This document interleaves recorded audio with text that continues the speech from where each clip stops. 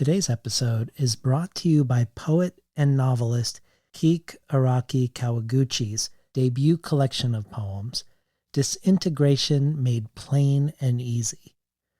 Off-kilter, uncanny, and full of a tender yet surrealist energy, this illustrated book is hallucinatory and strange, like an R-rated Shel Silverstein. Equal parts Jack Handey and Heather Crystal, this is a collection Brian Evanson calls cozy and deranged. And Lemony Snicket adds, I am laughing and frightened and not sure which way to turn. A gorgeous gut punch and possibly the weirdest poetry collection of 2025, Disintegration Made Plain and Easy, the first release of brand new indie publisher Pyjama Press, is out on May 27th. Today's episode is also brought to you by Julia Elliott's Hellions, an electric story collection blending folklore, fairy tales, Southern Gothic, and horror. Says Jeff Vandermeer, a genius at the short story form, Julia Elliott achieves new highs with the astonishing Hellions. Beautiful, visceral, surprising stories, both wild and dangerous, with a Southern twang but universal appeal.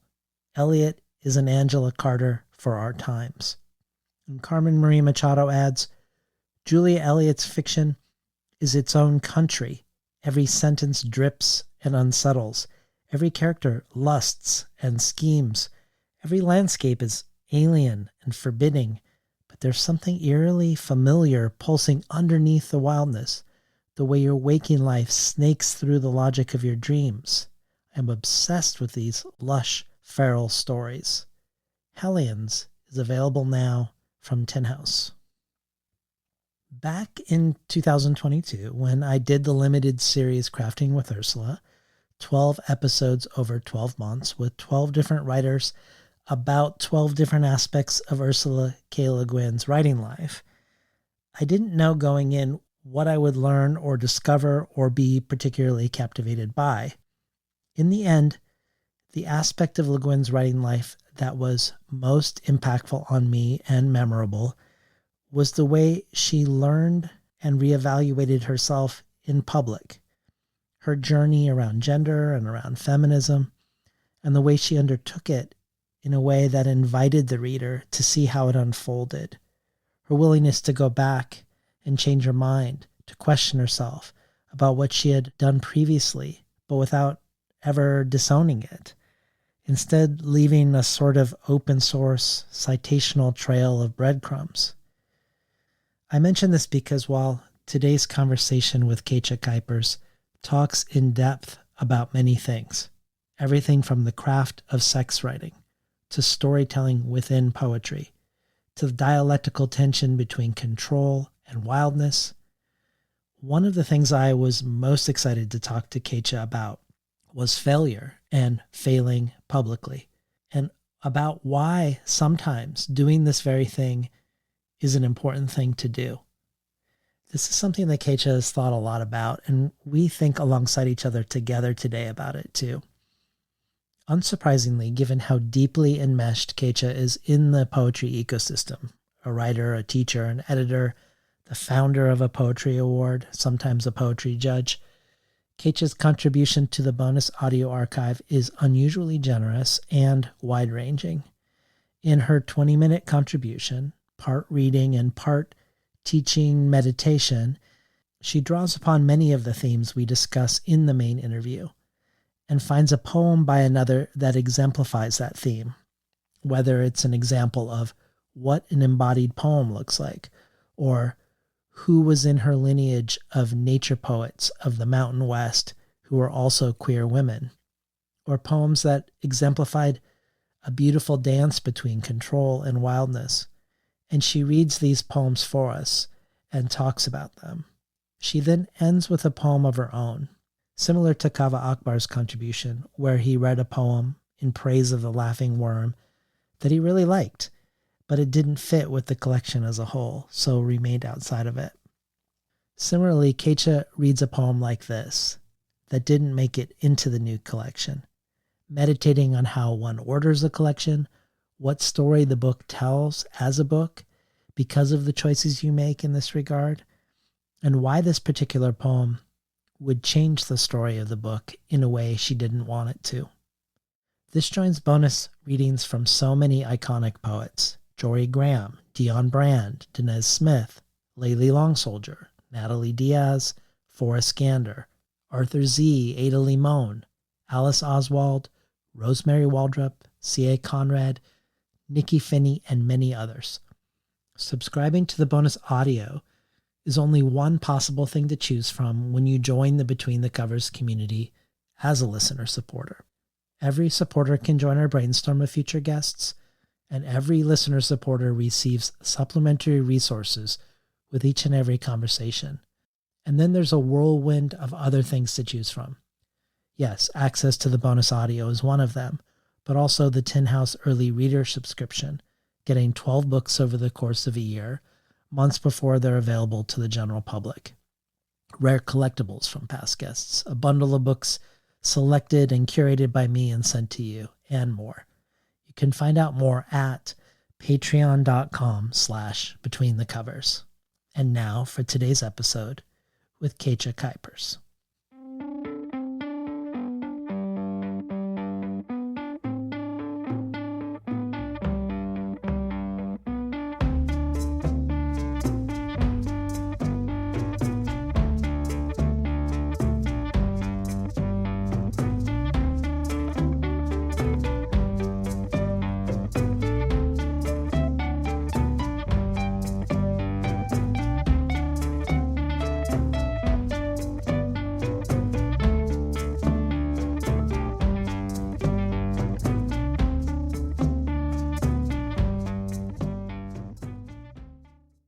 Good morning and welcome to Between the Covers. I'm David Naiman, your host.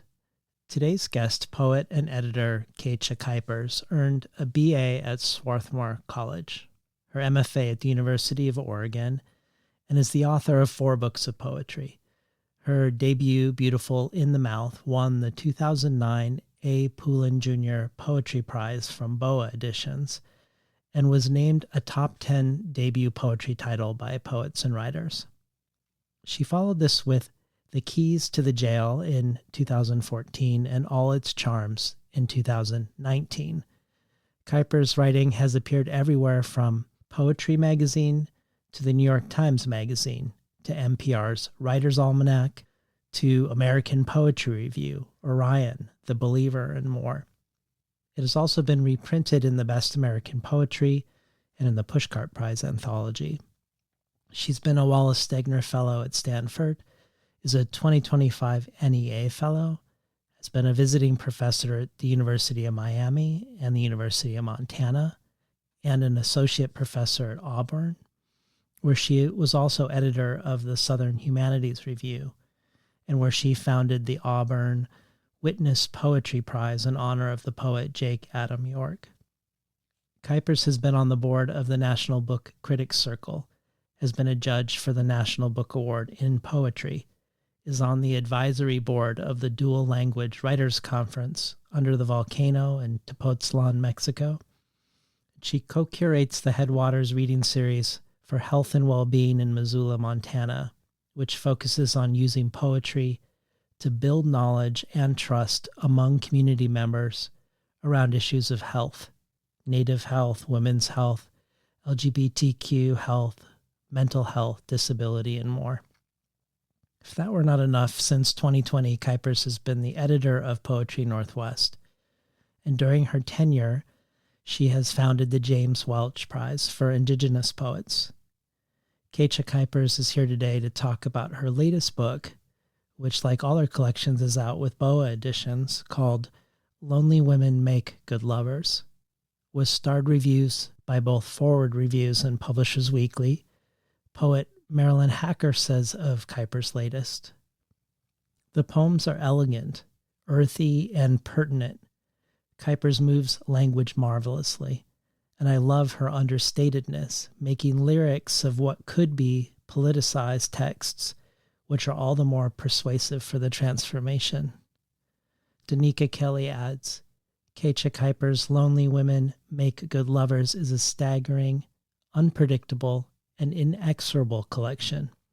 Caught in the nexus of hunger and ruin, Kuipers' speaker explores the atmosphere between what she knows or almost knows and what cannot be explained. Recognition of the self, of others, Kuipers shows us, is a practice.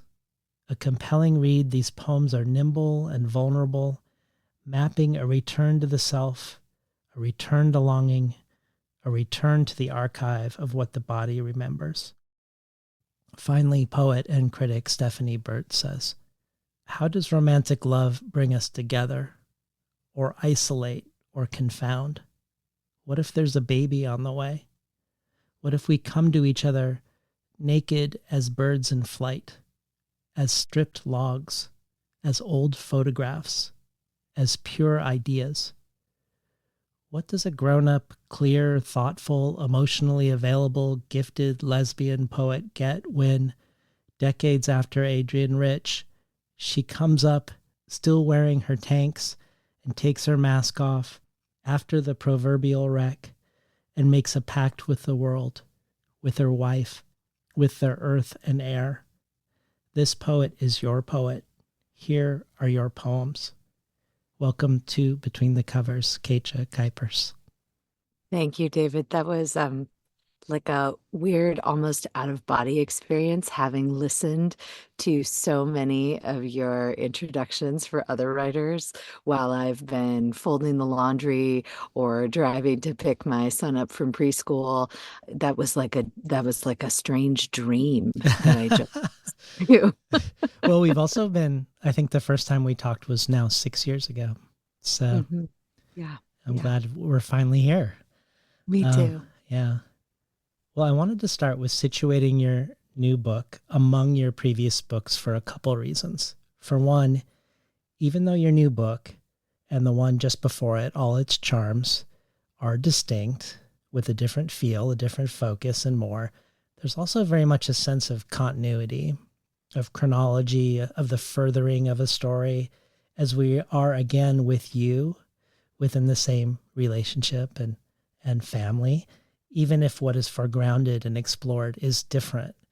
It made me think of a couple things. For one, how you've talked about how the MFA poetry education you received at the University of Oregon was very narrative based, where storytelling was a big part of the program's ethos, which I suspect is unusual for poetry departments.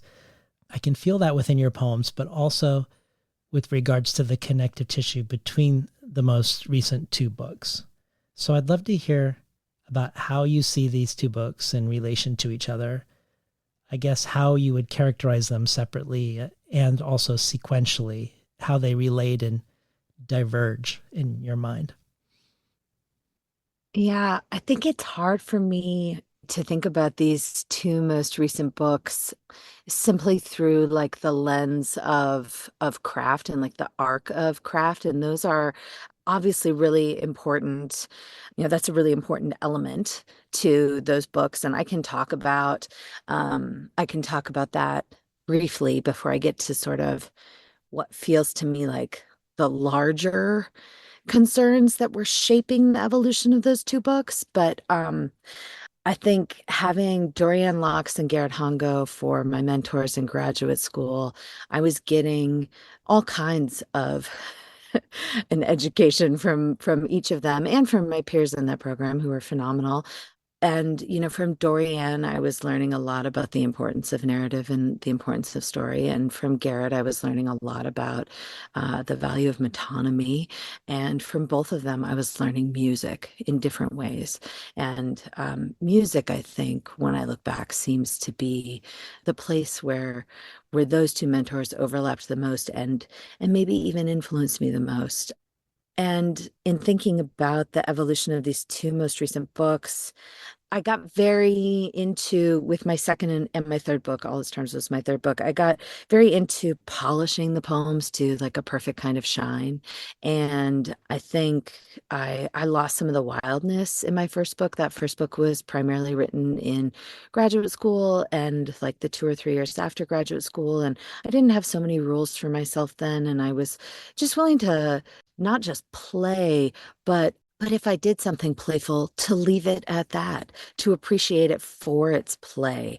Whereas in my second book, which I wrote while I was a Stegner, I felt tremendous pressure to push myself to some kind of like next level. You think you get a fellowship like that, and you think like, oh, now I'm just gonna have these 2 years to write and like, simmer inside this, reading and writing world. And really the pressure was so tremendous, and it was internal pressure, it was not external. Was so tremendous. I wrote poems that I look back on, I can't stand them. I can't stand them because partly because they were full of ache and pain, but also I can't stand them because they were really trying too hard to be something that I am not as a writer. And so with my third book, I was still stuck on polishing, and I was still stuck on perfection. And everybody knows that the poem that's had plastic surgery performed on it is really not so beautiful as the poem that's born into the world with its many freckles and birthmarks and imperfections. And I'd rather add some tattoos and some scars to my poems than get them Botoxed. So I think, with that third book, with all its terms, I started to remember that, but I was still polishing. And with this book, I think I'm back there now. I think I'm back there. I'm back there to appreciating maybe not imperfections, but like the amazing particularities of what any poem might do or be on the page, and not feeling like, I mean, I revise the hell out of my poems, but not feeling like I need to revise them into submission. Mm. Yeah. So that's all the craft. But then I think there were other things that were shaping those two books that were very external to my writing process, or at least to my knowledge of how they might influence my writing process, right? And one was that I left a tenured position as a professor in order to prioritize my queer family's happiness. And that meant choosing geography over being a professor. And that plunged me into a tremendous amount of doubt that I didn't see coming, right? So I had my second book come out in 2014, and then in 2016 was when I left that job. And I had really just begun to write that third book. And all of a sudden, I just completely doubted whether I belonged in the world of writing poems at all without that sort of stamp of validation. Who am I to be writing poems? And the poems I was writing had babies in them. You know, who gives a shit about that? Um, so, I I really, really doubted the Mm. value and the worth of the work that I was making.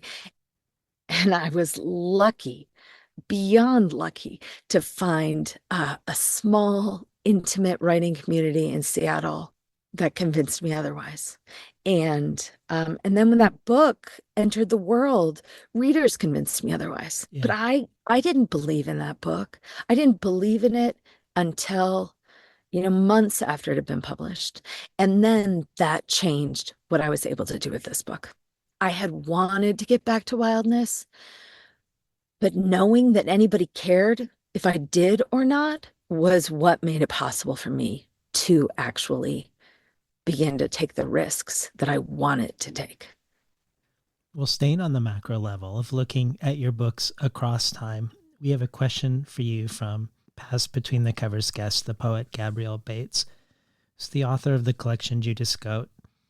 And I also believe first met you as your student at Auburn and is now your peer. So here's a question for you from Gabby. Hi, Keetje. Hi, David. I'm holding a copy of Lonely Women Make Good Lovers to my chest right now, sort of hugging it. I love this book.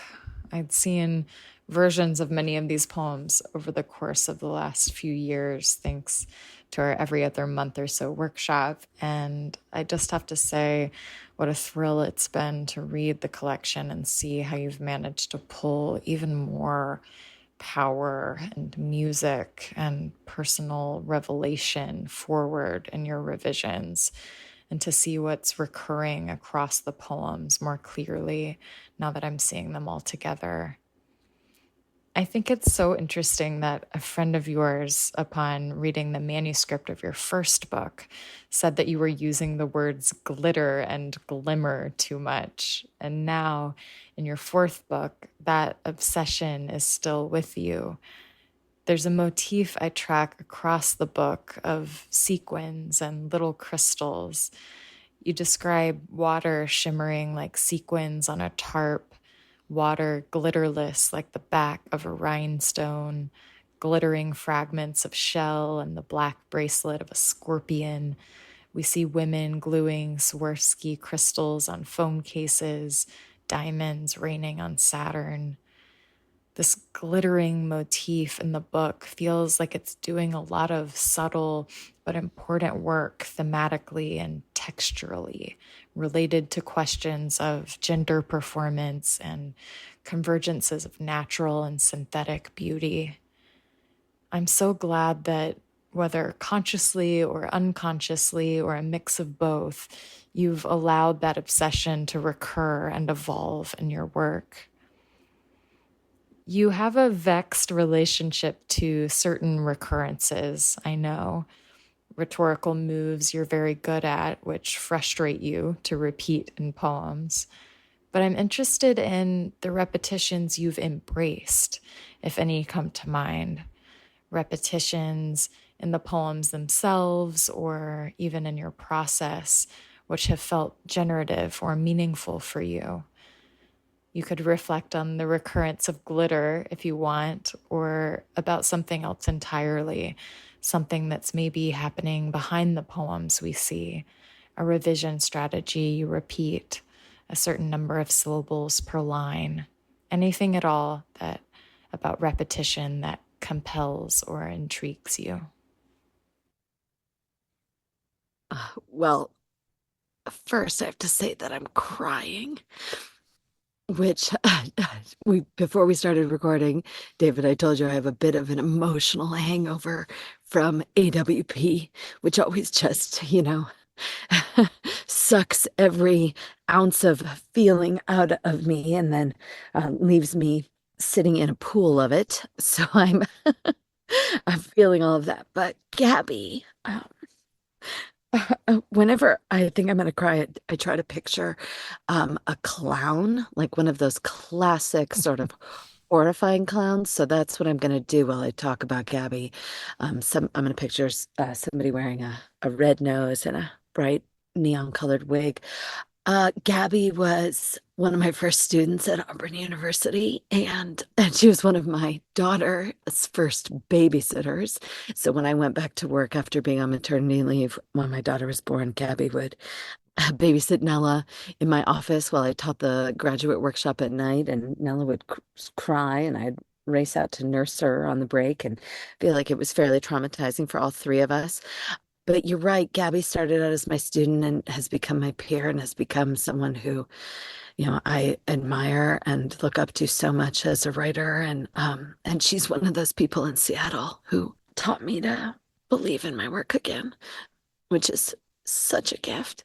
Um, and she's right. Gibson Fay LeBlanc, who is an old poet friend of mine, when he first read the manuscript of my first book before it was published, he said, "We're putting you on a glitter glimmer watch." And And I did trim those words back in the first book and didn't really see them show up again so much in the second or third, but I did notice as I was reading from the book at various events this last week at AWP that yeah, glitter and glimmer are back. And I think it's interesting that in this book that makes me feel like I've returned to a kind of wildness and freedom and risk and danger and play in my writing, that those words show up again for some reason. They must be the place that I go when I feel activated in a certain way as a writer. Gabby is absolutely right. She knows that I hate it when I write what I call a Keetje poem. I really hate those Keetje poems. They come really easily. They are about 14 lines and about 10 syllables per line, and their rhetorical moves, they do move like a sonnet. They present an idea, they deepen that idea, they complicate that idea, then they question that idea, and then they throw a sucker punch at the end. And and sometimes those are like they end up being the poems that people consider, like some of my best poems or the poems that readers get most excited about or that people, comment on after a reading.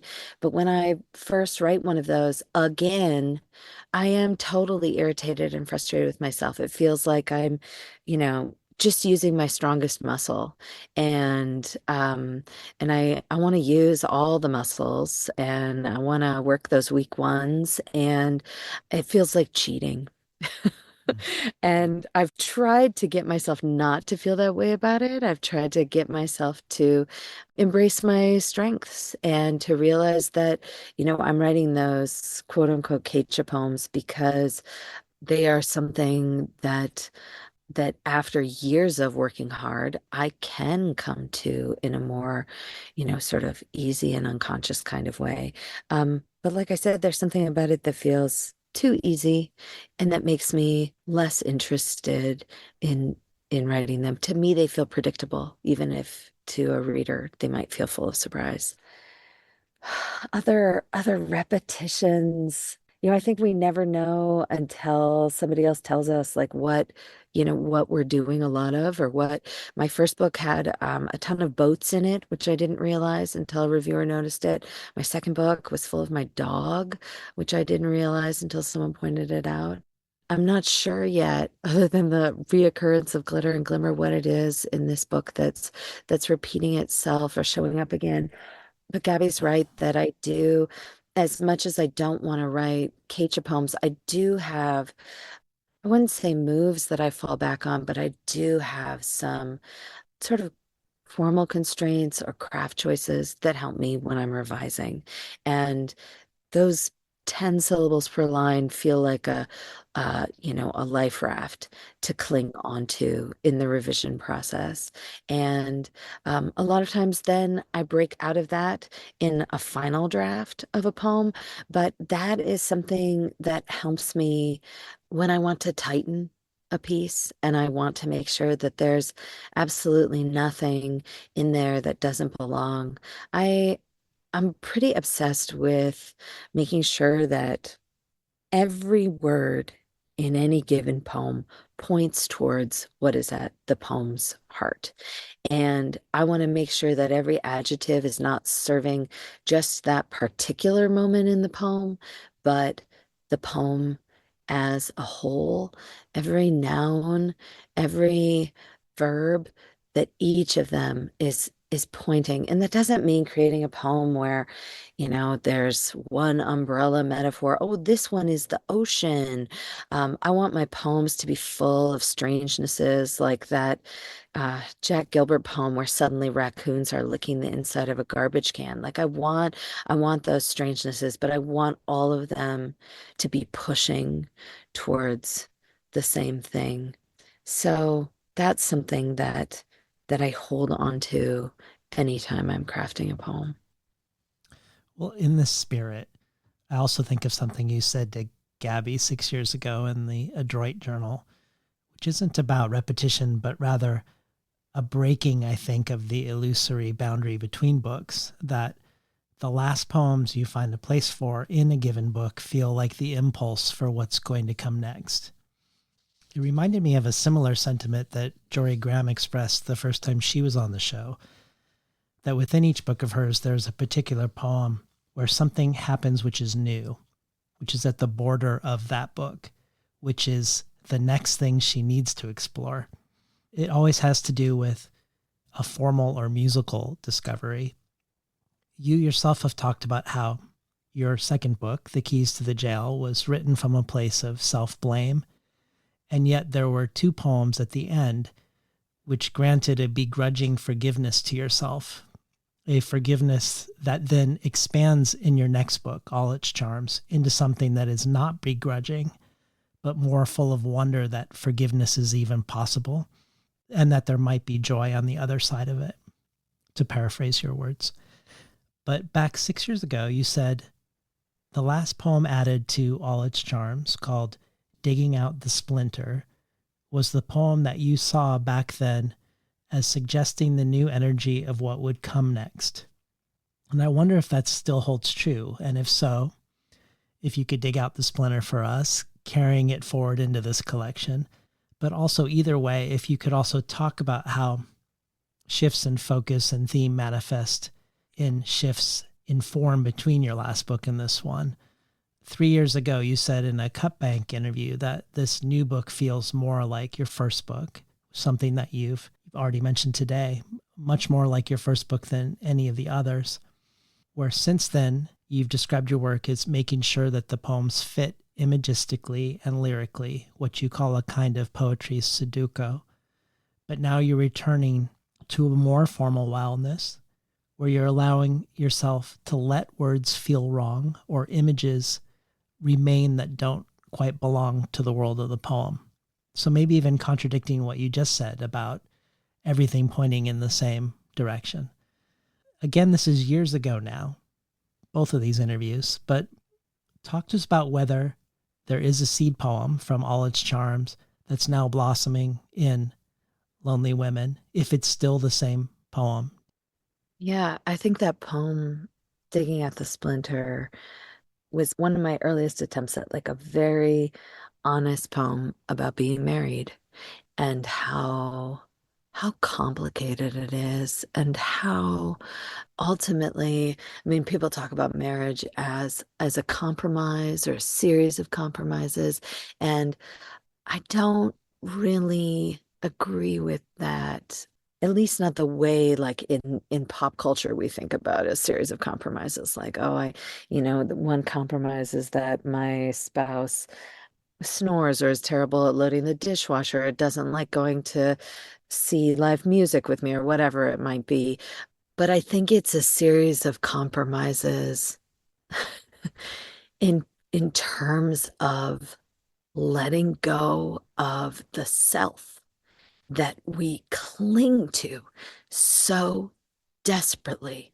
This this single identity that, for better or for worse, it's terrifying to let go of. And I, have found myself many times over the years wanting desperately to hang on to my anger, to hang on to the usefulness of blame, the usefulness of regret. And the great compromises of marriage are that I don't get to do that anymore. Anger, blame, regret do not get to be safe places for me to hide. And so I think that poem about the splinter is maybe the first poem that started to really think about that honestly. And it made space for my ability to do that work, that really uncomfortable and painful work of giving up the bad crutches that the self wants to make use of all the time, and examining that in more poems.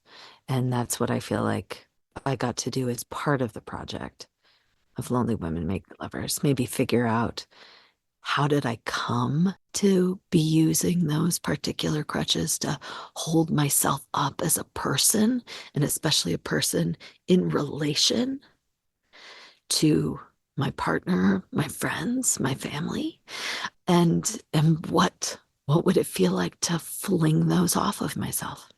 Yeah. Well, could we hear Digging Out the Splinter from your last collection, and then the opening poem of your new collection. Digging out the splinter. It is not a metaphor. We huddled together by the bedside lamp, passing the needle back and forth, neither of us able to work it out. Later, she left to wash the dishes, and I kept at it until I found what we had sought. I stayed in the bedroom, testing the point against my palm, watching the sky out the window grow deep. I could hear her in the kitchen, and when the noises stopped, I knew she, too, had found some question of her own to chase. I read a poem, which after all is not the same as life, and I was glad I saw, despite all our sorrows, to be married. With Garbo in Palm Springs. We're at the resort, the one with the 41 pools, and it's night, so if we were up in the swaying fronds of a palm tree, the ground would stretch before us, a green, freckled thigh against a dark sheet. But Greta and I are inside, perched on the edge of the bed, watching my wife sleep. She's beautiful, we agree, and my daughter too, their blonde hair spread against the pillow like a silk scarf in a silent movie. Though now Greta's impatient with all the watching, the kid especially. So we go outside to smoke her cigarettes, to lean our backs against the white adobe walls and kiss for as long as it takes. The electronic lock clicks behind us, a set of perfect teeth, and I'm chasing Greta across the lawn with its lemon trees I can smell in the dark, past the lounge chair where someone's abandoned the sort of wide-brimmed hat meant to keep us young, over the patio still warm as skin from the sun's relentless shining, toward the place where she's already slipped off her dress and climbed into the water, side-stroking with one arm and holding her smoke aloft with the other. And if I say it's a dream, it will have no power. And if I say it's real, no one will ever believe me. But can't it be both? I want to rub my body against her perfect one. So I do. All my nubbly parts sanded down against the smooth monument of her form, ageless as the desert once was before we came here and turned it into a golf course. Now, only my hunger, its vast, unquenchable fury, interrupts the glow of each long leg as she traces egg-beater circles in the blue depths beneath her. Been listening to Keetje Kuipers read both from her last collection, All Its Charms, and her latest collection, Lonely Women Make Good Lovers. This feels like such a bravado opening to me. To open a book with you and your ideal fantasy lover looking lovingly at your sleeping wife from her bedside before you and Garbo succumb to your desire for each other, and that the people presumably awake in this poem are clearly in a dreamed scenario, and the sleeping and possibly dreaming wife is in the very real world of the poem in a way.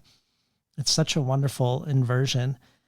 I think this opening also points to an important quality about your work, which is an attraction to taboo. Not just voicing this fantasy, but imagining it with your wife unconscious next to you while having it, and having this be the poem we first encounter in the collection. But in your last book too, a book centered less on Eros than on motherhood, but motherhood in a far from sentimental way, not editing out the baby shit in the bath water, for instance, not afraid to write a poem about your white daughter with her black doll. But talk to us about the gesture of the Garbo poem, which seems to say something like, look out, this collection might go anywhere. And talk to us about what it means to hold open the space for what is often thought, but so often kept to oneself that it's usually left unsaid, let alone fully dramatized like you have, creating this space, inhabiting, embodying. There's a narrative here again. And so you're really holding a space for this unspokenness in this poem. Something I had really never played with in any of my poems before I wrote this one was using magical realism in my work. And what I kept finding myself coming up against in my last book and all its charms that really frustrated me was the inability to make sense of the complicated narrative of my life in these narrative poems that I was writing.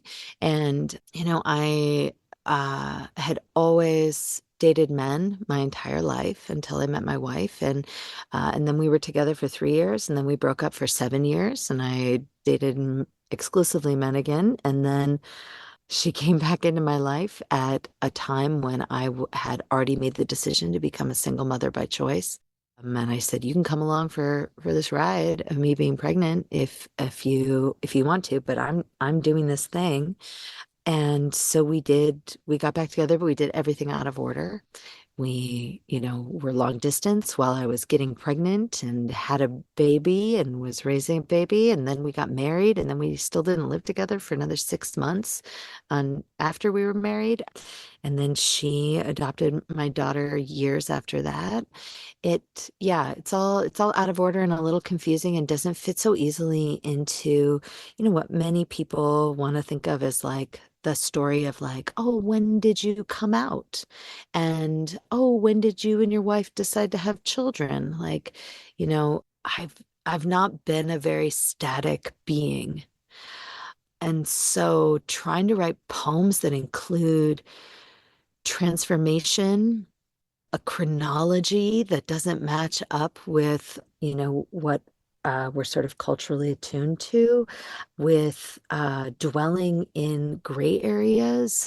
That was super frustrating for me in all its charms. And what I decided with Lonely Women Make Good Lovers is that I needed to find a way in my poems not to make excuses for those complications or even what some might consider inconsistencies, but instead to find a way to embrace them and to dig into them in the poems. And so that was sort of how I stumbled into making use of magical realism. And there are a few other poems in the book that do that as well. And once I started doing that, and once I started going back and reading Alberto Rios and thinking about it, I realized that there's really nothing better suited to the queer experience and trying to make it legible on the page than magic. So for me, in this Greta Garbo poem, there is the magic of fantasy and of the strangeness of combining desire and the erotic with having my kid appear in the poem. And yes, and those layers of dreams and dreamers. And my wife jokes, I talk about how this book is about her, and she's like, "Yeah, well, I'm asleep in most of the poems that I appear in." So That's good. she's doubtful. Um, but really the magic is in pursuit of a fuller queerness on the page in many ways. Well, staying with your wife as a character, given that there is so much narrative, and this is usually something I'll ask people who are writing memoir, but it completely applies to you. We learn a lot about your marriage and your family, down to your sex lives. But before we talk about sex, I did want to ask you how you navigated this, if at all, with your wife, how the two of you negotiated, if there is even a negotiation, what parameters you have or don't have of what will or won't find itself in a poem about another person whose relationship matters to you. Obviously, not any person, but a person where it would matter to you if it caused a rupture, if you did it wrong. Yeah, I'm thinking this hasn't really occurred to me before, but hearing you, describe her as a character, which of course is what she is in many of these poems, it makes me realize that I think part of the reason she's asleep in so many of them is because when she's awake, she's an absolute saint. I mean, she's really the best person in the entire world. And so that's not very interesting. You can't, having a saintly, perfect person in a poem doesn't make for a lot to dissect and to dig into. But I'm the villain, right? In the poems, and I think that's true to how I see myself in the marriage as well. So I'm the villain who writes about it as well. Like that's another, quote unquote bad thing that I do. Mm. My wife would object to all of the things that I just said. She would say that that I'm not the bad guy and that there is no bad guy in our marriage and that I'm too hard on myself. And I think that that level of compassion and forgiveness from her is what allows me to write the poems, right? If I thought that she thought that I was the bad guy, I don't think I could write these poems. Mm. So that amount of compassion and forgiveness from her allows me to write what I'm most afraid of, which is, as you said, any kind of rupture that could occur in our partnership. But she's not a writer. She's a lawyer.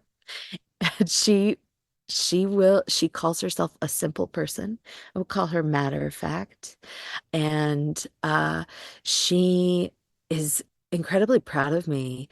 But I don't share my work with her as I'm writing it. I don't really even share it with her as I'm publishing it. I will sometimes talk about poems. We talk about our work lives, and I'll be like, yeah, I wrote this wild poem, or I managed to squeeze our vacation in Palm Springs into a poem, or something like that. But when this book arrived in the mail as an ARC, I had a moment of panic because I realized she hadn't read all these poems and that she needed to read them before anybody else did. And that is really her one thing. She just wants to make sure she's the first one who knows. That to her is the sort of measure of intimacy. She she did read it, and she said it was great and that she was proud of me. But I sort of pressed her, like, are you okay with this? Are you okay with these? Like, do you want to talk about any of these poems? And she said something which I think is really smart, and which is the way I'd never thought about it. No matter how much I reveal in a poem, there's so much that I can't fit in. And all of that is ours. And so she understands very wisely that these poems are a slice of our love and our marriage and our struggles that are then, sort of distilled or sharpened or honed in some way. But there's all the other stuff floating around them in a cloud, in little puffs and wisps of smoke and fog, and that maybe that more sort of ephemeral stuff that I don't pin down in the poems is what our marriage is really made of, and that only belongs to us. Well, before we talk about sex and writing sex, let's hear a couple more poems before we do. I was hoping for Magician at the Wood Pile and Bleeding. The Magician at the Woodpile.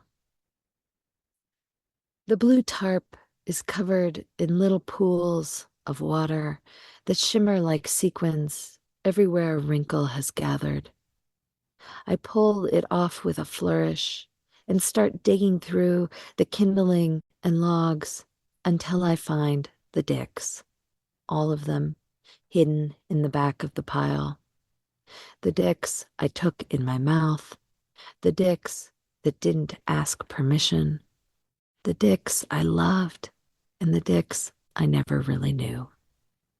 I remember holding them in my hands, How soft the skin, how various the shapes, and cooing to each one, "You're the most beautiful dick I've ever seen," as if wonder were the only register my voice could work in. Now I stack the wood the way the dicks must have learned at camp, with the kindling at the bottom and the big logs on top. I add the dicks last, like a little pink crown of thorns. Then I light the whole thing on fire. I expect to see spiders come running out, rats even. I expect to hear screams. But there's nothing, just a fire making me warm, even as the sun goes down at my back.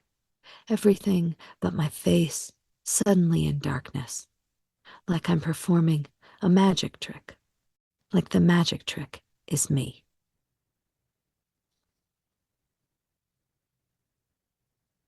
Bleeding. The world is trying to kill me. One news story, one sneeze, one bad president at a time. And maybe I don't care anymore if I'm dead. That's what I used to think when she put her fingers inside me. I don't care if I die. It felt so good. She loved my body when it stank, when I hadn't showered or brushed my teeth. She loved it in cheap hostels or in apartments haunted by a stranger's cigarette smoke. Beneath the pale, hushed sheets of her childhood bedroom, when I was ill, on drugs, the day after I'd gotten out of the hospital, and every week of every month for years, nothing stopping us. Her hands turned bright red with the blood of loving me. We'd put a towel down to sop up the mess, as if I'd died, as if she'd killed me. Our bodies collapsed on top of each other, just one more murder-suicide, everything but the gun, the knife, the man to complete the scene. And here we still are, despite every loaded weapon, pulling a red scarf from between my legs, and me mumbling, I could die, but still somehow alive.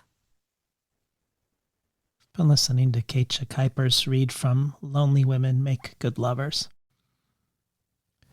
So recently in the Cincinnati Review, you wrote an essay called Breakwater on the Craft of Sex in Poetry. It's an associative modular essay that has lots of memorable insights such as, quote, "In order to believe that I can be desired in a poem, I must desire myself first. I can't write the poem where I have sex unless I believe in the sex. The same way I can't press the vibrator to my own body with any hope of pleasure without believing my body deserves that pleasure." You also talk about how you bring your purple vibrator to writing residencies because it reminds you, like your daily walks, to be in your body while you're there. And you say, "A poem lives in the body before it lives on the page.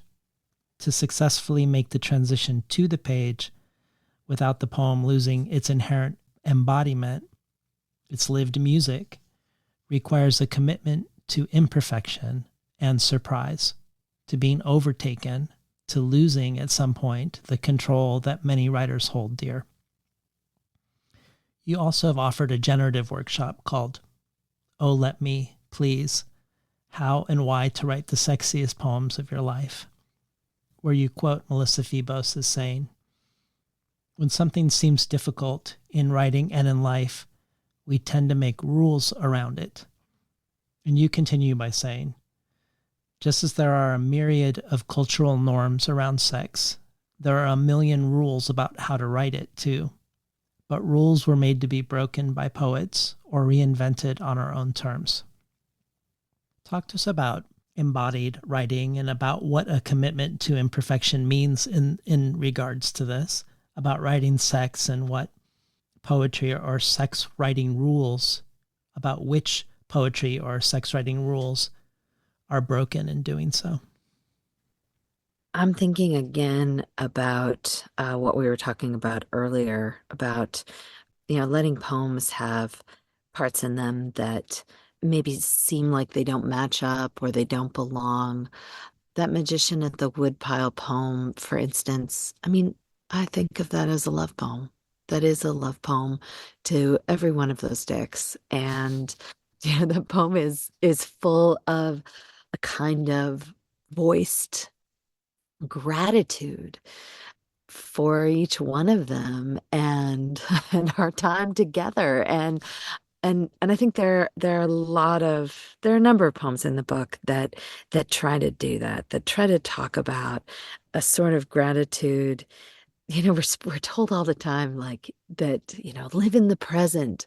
And I think that's great. Like be present in your life. Don't be on your phone, be here in the world. But I think also like it's wonderful to be present in the past and to allow oneself to feel fondness, not just gratitude, but fondness and love for all the people we've ever been. So it's a love poem to those dicks. It's a love poem to who I was with those dicks. And it seems to me that if I'd written that poem earlier in my life, it might have instead been an angry poem or a poem of rejection. I reject that straight self who existed before, right? I disown her. I disown her desires that she once had and acted on.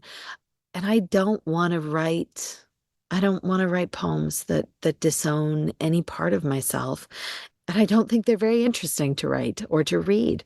I think it's much more compelling to enter into a poem knowing that the agreement is not to make a point, though I do believe deeply in rhetoric and poetry and the importance of argumentation in poetry, but is to complicate the point. That's what I'm wanting to do. And I think the body is a great way to to complicate the point because uh famously the body does not lie, and what the body wants or what the body doesn't want sometimes doesn't seem to make sense. I I I had an experience at AWP this last week. I was riding in a lift and it was like a horrible lift ride for me. And if anybody else had been in that car with me, they wouldn't have thought that it was a terrible lift ride. But for me, it was a terrible lift ride because I was filled with desire for my Lyft driver, who was like the epitome of some kind of straight white male fantasy, like um, sort of curly, dirty blonde hair, and he was probably like 25 years old, and he was dressed like a day trader. He had like a button-down blue and white striped shirt on, and I mean, it was grotesque to me. My desire was horrifying to me, not because I'm ashamed to desire somebody outside my marriage. I think fantasy is wonderfully useful in so many ways in our lives, but because I was repulsed by the straightness of my desire and the obvious predictability of it and not feeling queer enough in the moment of my desire. And so that's what's interesting. That's what's complicating. And that's where my body is absolutely not going to let me lie, right? So I think with this whole book, with each poem, I wanted to write it as far as I possibly could into what felt uncomfortable and scary to me. And that meant letting my body lead the way sometimes when my mind really didn't want to. Mm. Well, I look forward to the lift poem too. I'm sure it'll happen. You have a recent essay you published called When Touch Becomes Political, about moving to the Deep South with your wife and how your fear of being seen out in the world at large as a lesbian couple created a feedback loop that affected the two of you at home. That the anticipated homophobia, which never did materialize the way you feared it might, affected how intimate or affectionate you were in your own house, even with the blinds drawn. You say, quote, "At some point, it stopped being an act when we walked through our door and refused even the brush of a hand. The internalized shame had won out not only over my love for my wife and my attraction to her, but also over my most innate instincts for physical affection and touch. Gone was the intimacy we'd once so easily found together when it had just been two girls in one twin-size dorm bed." I wonder about this question of queer visibility in relation to being visible in your poetry, how the questions of this essay manifest or don't manifest in Lonely Women Make Good Lovers, because I would imagine surely that internalized shame coming into your relationship must mean that it finds itself in your heart and also in the hand that holds the pen or types the word, that this is a poetry issue. It's obviously a relationship issue primarily, but I can't imagine how it couldn't also then become something you have to face in some way or not when you're writing poems. Yeah.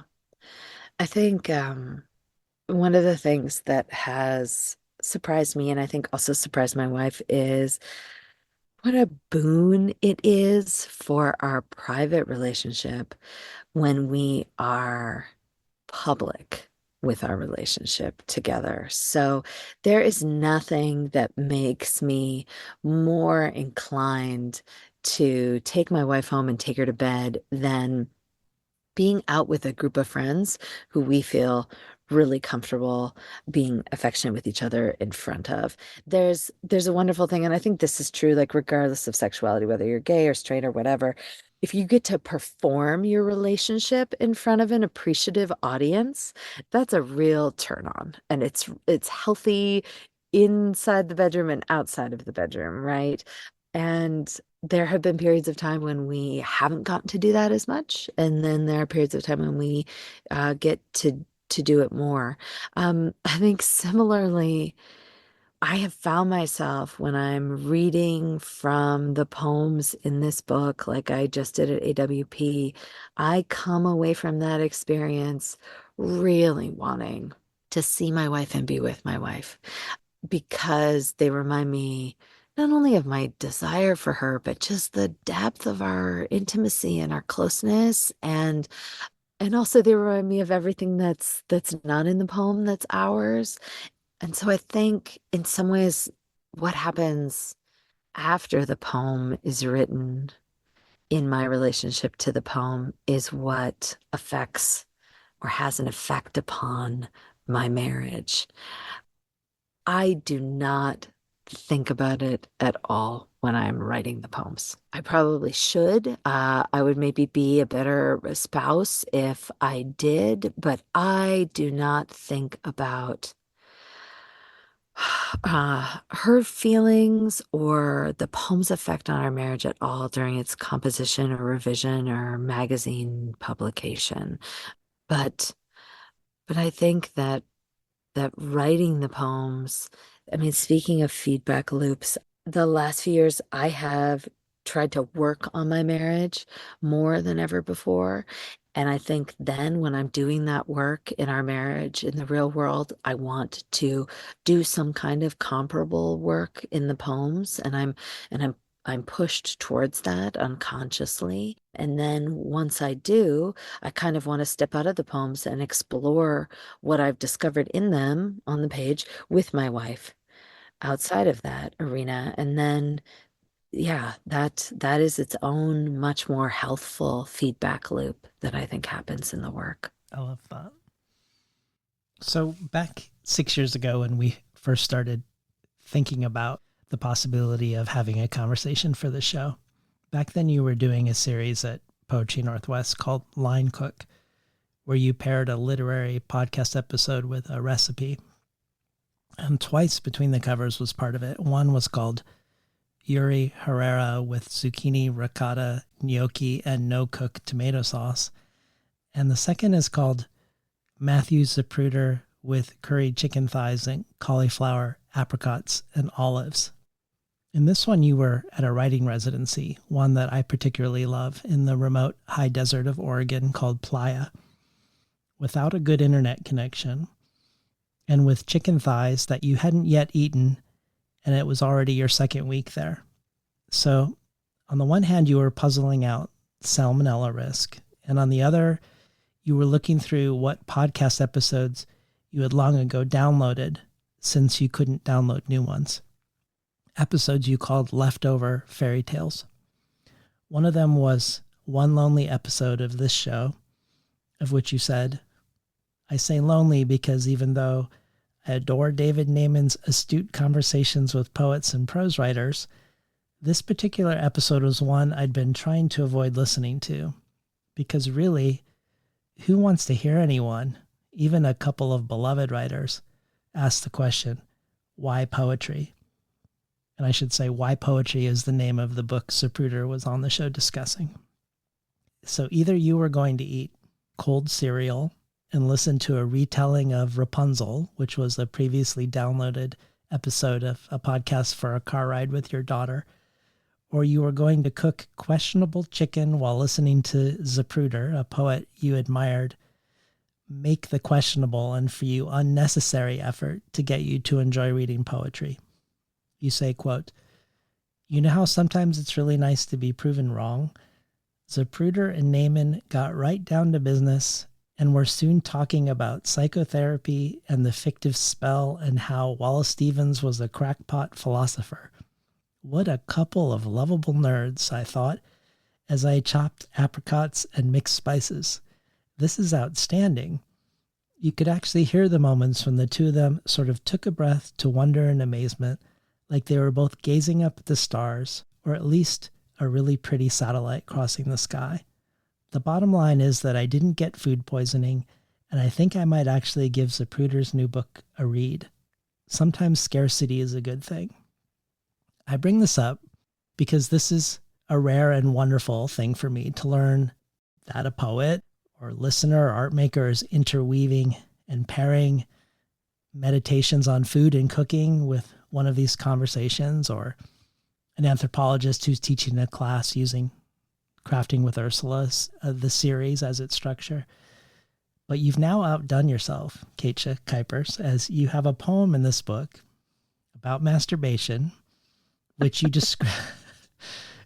describe in your sex writing essay as follows, quote, writing it is an act of daring myself to be seen or fully heard or felt, not by others, but by myself. And yet, even though this is daring yourself to be seen by yourself, not by others, this poem of self-pleasure and of self-seeing, called Greek Chorus, was influenced by outside forces, by others, namely by my conversation with Alice Oswald, where in the endnotes you say, this conversation inspired the rhetorical framework that allowed this poem to find its voices. So thinking of food and thinking of masturbation, I was hoping you could introduce us to how Alice finds her way into shaping Greek Chorus, which is formally different than most of the book. And then hopefully we could hear Greek Chorus together with eating a sea urchin. I'm thinking still about embodiment and pleasure and now food. And one of the greatest pleasures that I get on sort of a daily or weekly basis is feeding my family, which sounds like a silly little thing, but when they moan while they're eating, I'm so nothing could feel better to me. And my wife and I joke about how I've taught our children to make moaning sounds when they eat because I do. and they learned it as little people, and now it's something they do too. I mean, they have extremely high standards, so I don't get a moan all the time. But yeah, I love thinking about what poetry and food having conversation in the body, the way when you're at a poetry reading and somebody reads something that's really good, there's a sound, Mm. that the audience makes, or a sighing sound. And it's the same thing when we consume a really delicious meal of chicken thighs and apricots and cauliflower that haven't gone bad yet. When I'm on residencies, yes, as you mentioned earlier, I like to bring my vibrator because it keeps me in touch with my body, and never do I have so much time to enjoy myself as when I'm on a residency. But I also really like to spend a lot of time listening to podcasts when I'm on residencies. I'm writing and I'm reading a ton, reading an absolute ton, but I like to either when I'm taking a walk or when I'm cooking a meal in a residency, or as I did when I was at Story Knife, which is a residency in Alaska where you don't have to cook any of your own meals. I did an embroidery project and I would just sit there and listen for hours. I remember distinctly embroidering some bunnies while listening to you, David, have a conversation with Sharif Shanahan.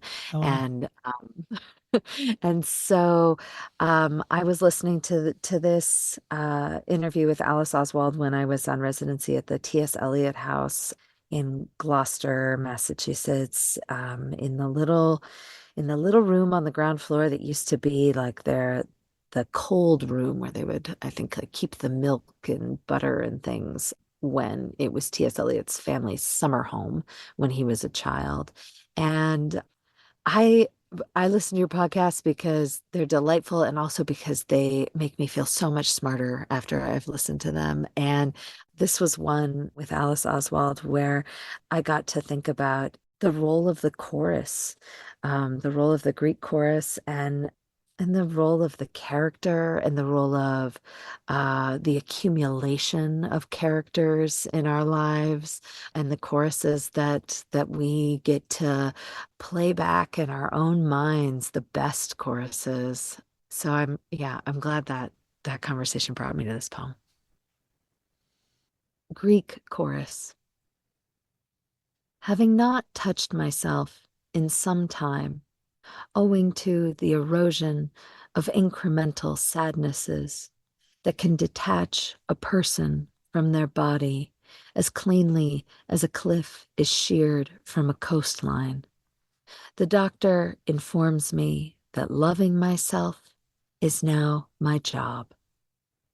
So I take up my own two fingers and work them with the seriousness of earned salt and an imaginary salary into the littoral cavern of my pussy. And like a wave that sweeps the unsuspecting from the rocky breakwater, quite suddenly, everyone who has ever fucked me is fucking me again. My wife's warm breath between my thighs, crooning softly, I'm a good girl, into the crook of my lifted knee. And each lover who came before her, teasing me open, the little suck and pop of it, till I am wide-eyed and gulping. Scholars say, in Homeric tradition, when you recite a character, you not only become that character, you join the chorus of any poet that has sung it before you. Oh, rhapsode, trusted storyteller, traveling staff in hand, I take up these voices, whispering, crying, laughing, choking on my pleasure. I'm singing the long epic poem of my body, joining the collective chorus, becoming the character that once loved me and now remembers how easy it is, good girl, to love me still. Eating sea urchin. For the moment, speech is paused. In the silence of the restaurant, we consider the orange flesh, sagittal as a stilled tongue, before placing it on our own. Like most forms of magic, I've always believed in words. For instance, the time you told me it was over. Not that what you'd said was true, but that by saying it, everything instantly was changed. To change where you are, you might press your tongue's wet muscle to a word round and glowing as the button of an elevator and arrive a moment later in a place unforeseen. Or use it to undo your shirt, one iridescent disk of a word at a time, until, tongue slipping delicately in and out the stitching, you transform into something that no longer has a skin. But the tongue is not a blade. The blade is the pain that opens the mouth and finds the soft, forgiving muscle inside. Uni, like any word resisted long enough, is salt turned finally sweet on the tongue. It's all right to say this is not the life you want for yourself, even one moment longer. This is how we each might finally become different people, with the gentle, wincing crack of a knife. Listening to Keetje Kuipers read from Lonely Women Make Good Lovers. So I want to spend a good amount of time with my favorite element of your way of being a poet in the world and writing poetry in it, which is your philosophy of failure. You curated a series of meditations on failure at Poetry Northwest, where each week a different writer presented a piece of theirs they considered a failure.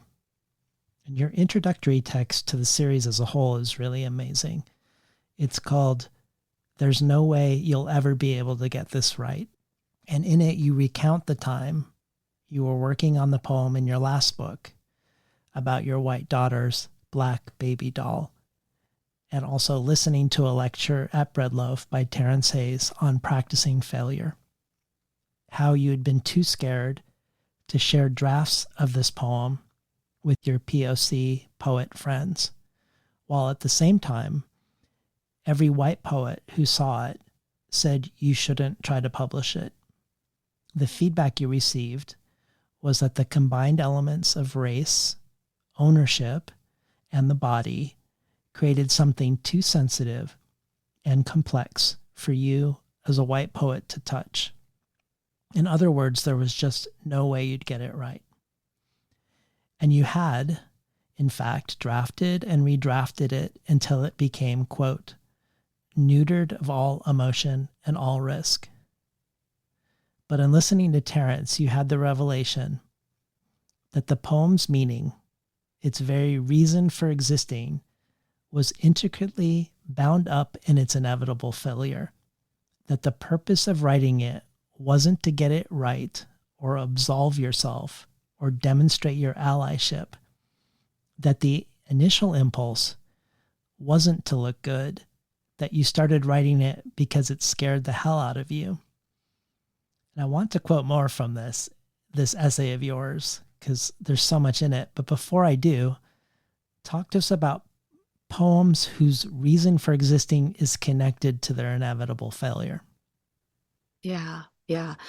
Well, I'm a failed person, right? Like, as much as I want to be deeply compassionate, unselfish, generous beyond measure, like I fail at all of those things constantly.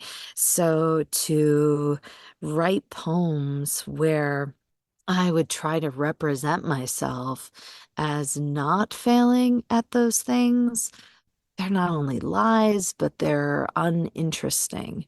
And, there are certain kinds of failures that anyone would be interested in writing into in a poem. And they're failures that that we don't mind so much, or that we've come to terms with, or that are publicly acceptable and privately acceptable as well. And then there are failures that, yeah, that feel untouchable, culturally, personally, right? And so I think that is what I was coming up against in trying to write this poem, was this untouchable kind of failure. I got really interested in this book in humility, and I've taught a class on humility and poetry. And one of the assignments that I love to give is to the students is I ask them to think of a time when they were really embarrassed or ashamed of themselves. And I say, not like you fell off the stage at your fifth grade talent show and everybody laughed at you, but where you said something or did something that deeply wounded another person. And maybe you didn't even mean to, but you did. And we all have those, and we all carry them around inside of us. And I think, there are a couple poems in this book. There's a poem in this book called "I Wasn't Trying to Steal Her Boyfriend." And before this book came out, I reached out to the person who is the her in the poem. And I said, I wrote this poem, and I sort of apologized for like reinscribing that wound. And she said, Keetje, I don't even remember that, that like, you're wonderful. I love you. It's fine. And so those things that we do where we wound somebody else are the wounds that actually we carry around painfully inside of ourselves, often much longer than anyone else who we hurt. So I want to encourage my students to write those kinds of poems. I want to encourage myself to write those kinds of poems. There are a number of those poems in this book.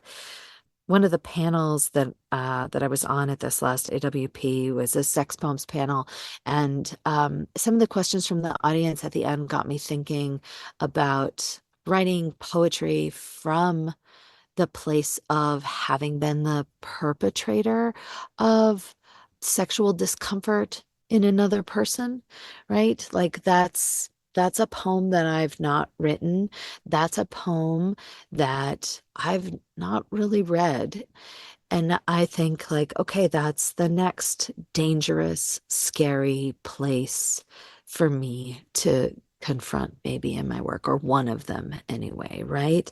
And again, it's not about making myself look good, not about absolving myself, also not about glorifying. I mean, I think there are lots of poems out there that I get very frustrated with, that I see like come across my desk at Poetry Northwest, for instance, in the submissions where, someone is thinking they're writing the poem of amends, and really they're writing the poem of the glorification of their own chaos and harm that they've done to others. And I really don't have any interest in those poems at all, because there is no amends. Certainly not that can be made in a poem. That's not how that works. So I think instead acknowledging and living with and dwelling in the poem, in in the failure of myself as a person to be the person that I so desperately want to be, that I want to imagine that I am, is is the only way to get into those poems, and to again write the poem that's complicated enough to be uh, worth reading.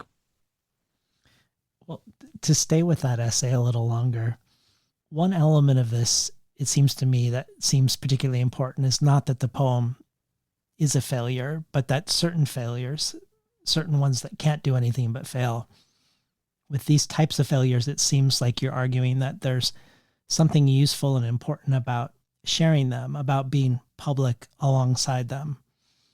For instance, you talk in this essay about how this poem about the black doll, which you do end up publishing, was the first poem that you had ever submitted for publication, where you knew it would never be finished and could never be finished, and that it remains a failure. You say, quote, "Like many of us, I wish to commit no harm through my work.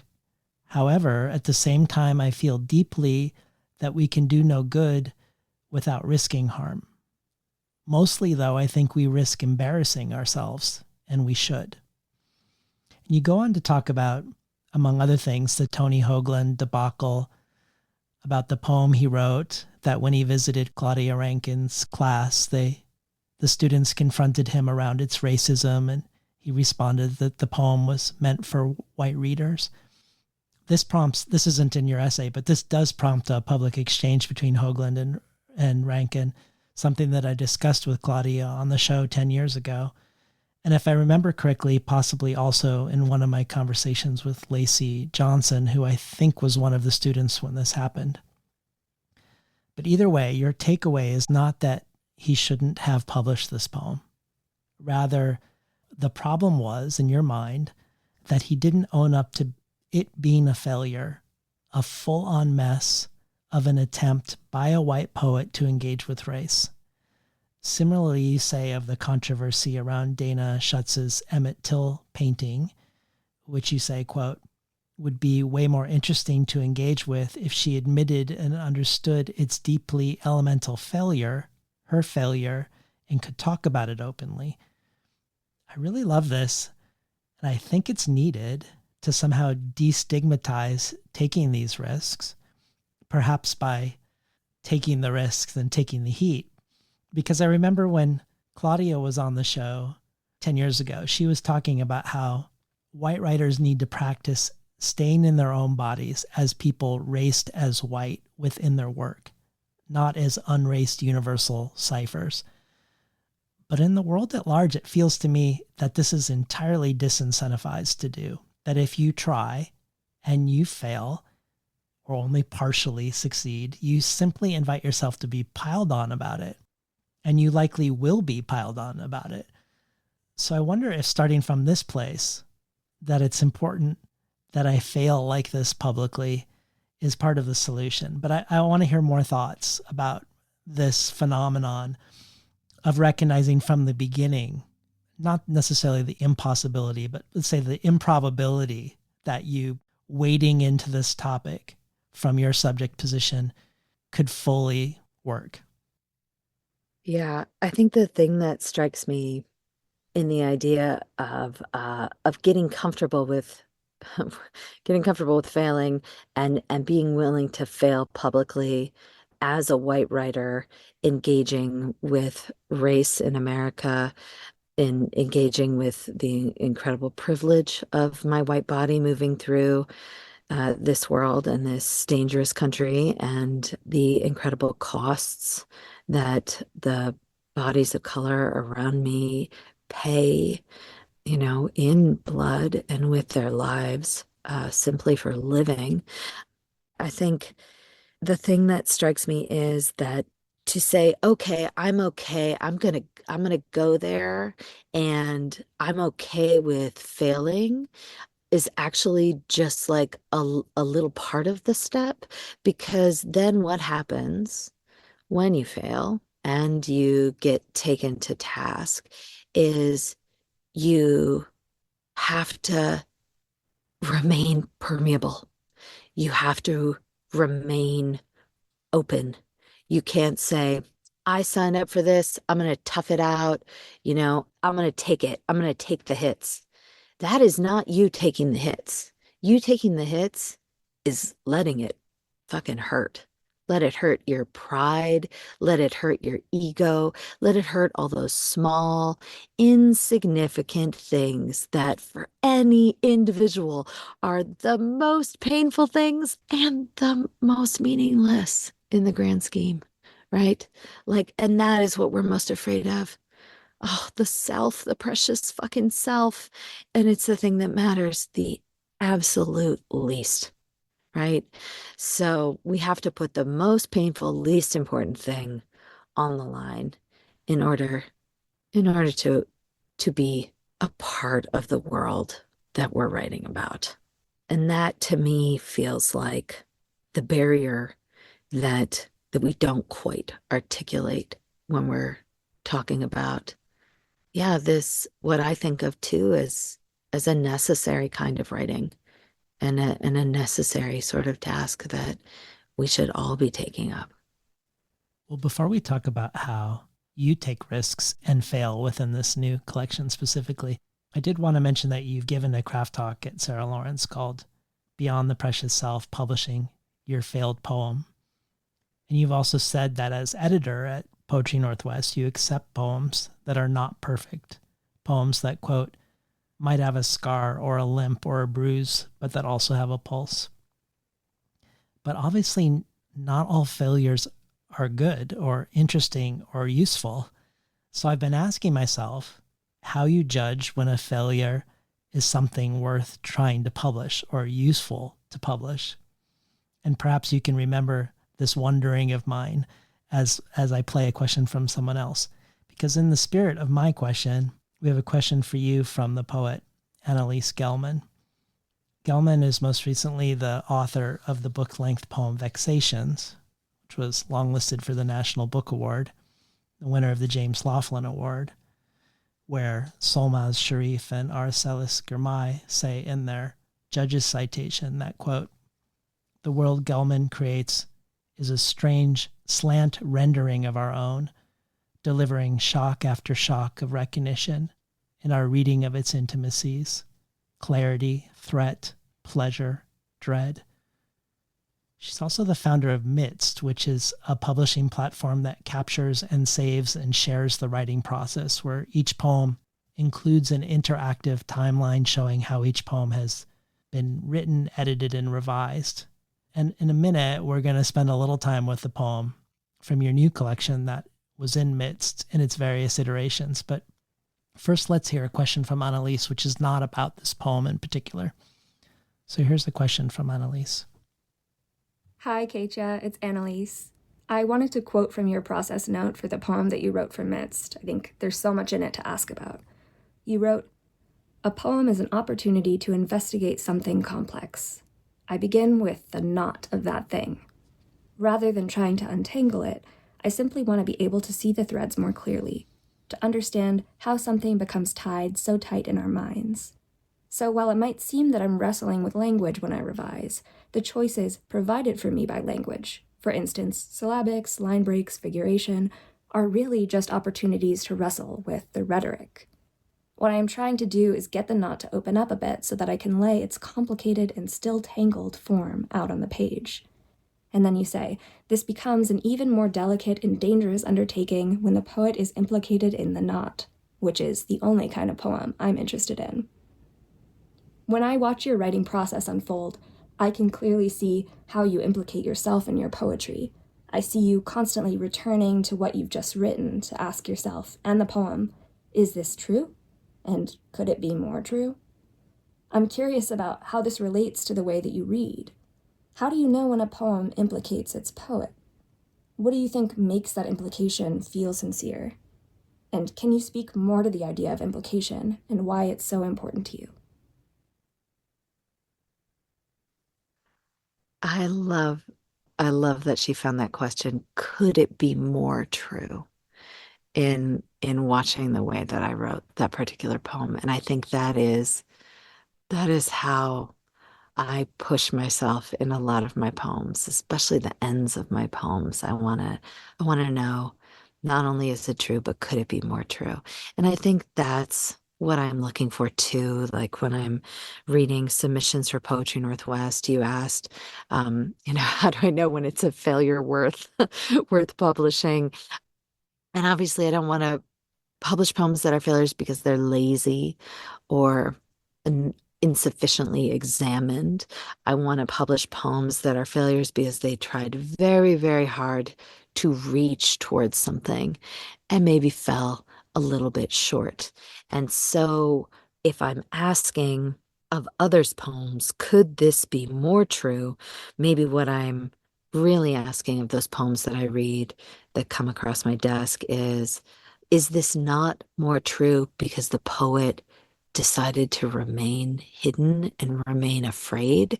Or is this not more true because it's been pushed to the absolute edge of what any writer is capable of in telling, the quote unquote truth of themselves in the world. So I mean, we say risk all the time, but and danger even, but yeah, I'm looking for a kind of fearsome bravery, right? Of misstep, and the kind of misstep that might take somebody right off the edge of a cliff, right? That's what I'm looking for in those poems and in my own.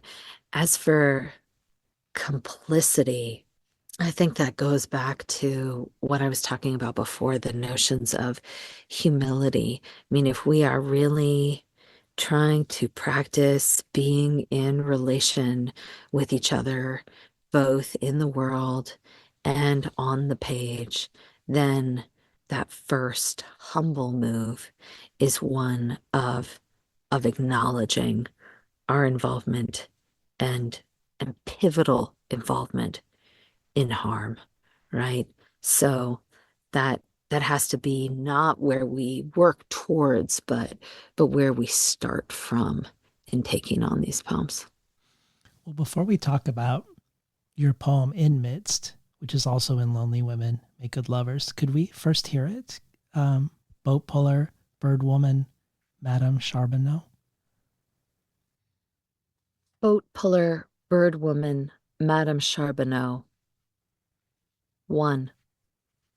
My daughter comes home with the packet tucked in her backpack. The pages we spread on the kitchen table ask that she identify Sacagawea's spouse and personal hardships. Through the window's glass, a Norway maple planted on the land of the Salish turns purple with what I understand to be spring's simmering rage.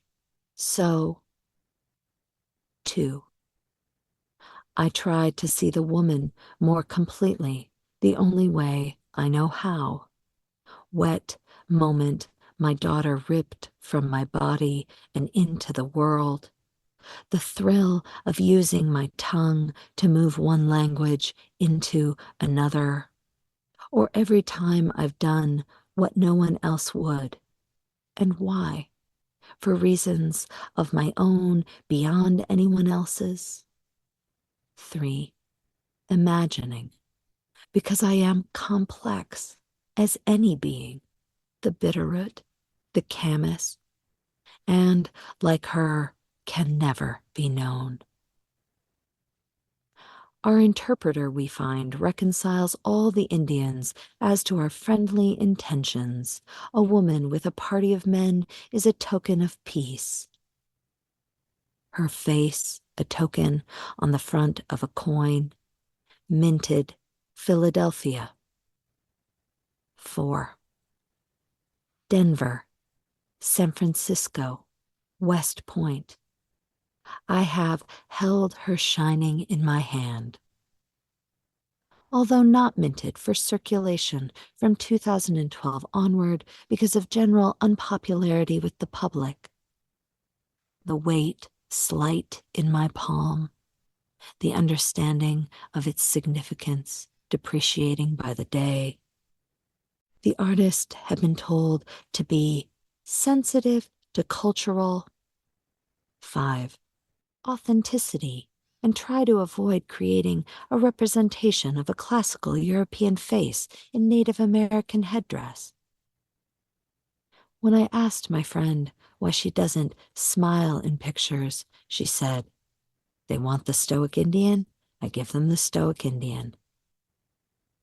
The essence Curtis thought he captured in his photographs was nothing more than the privacy of individual 6. Interiority.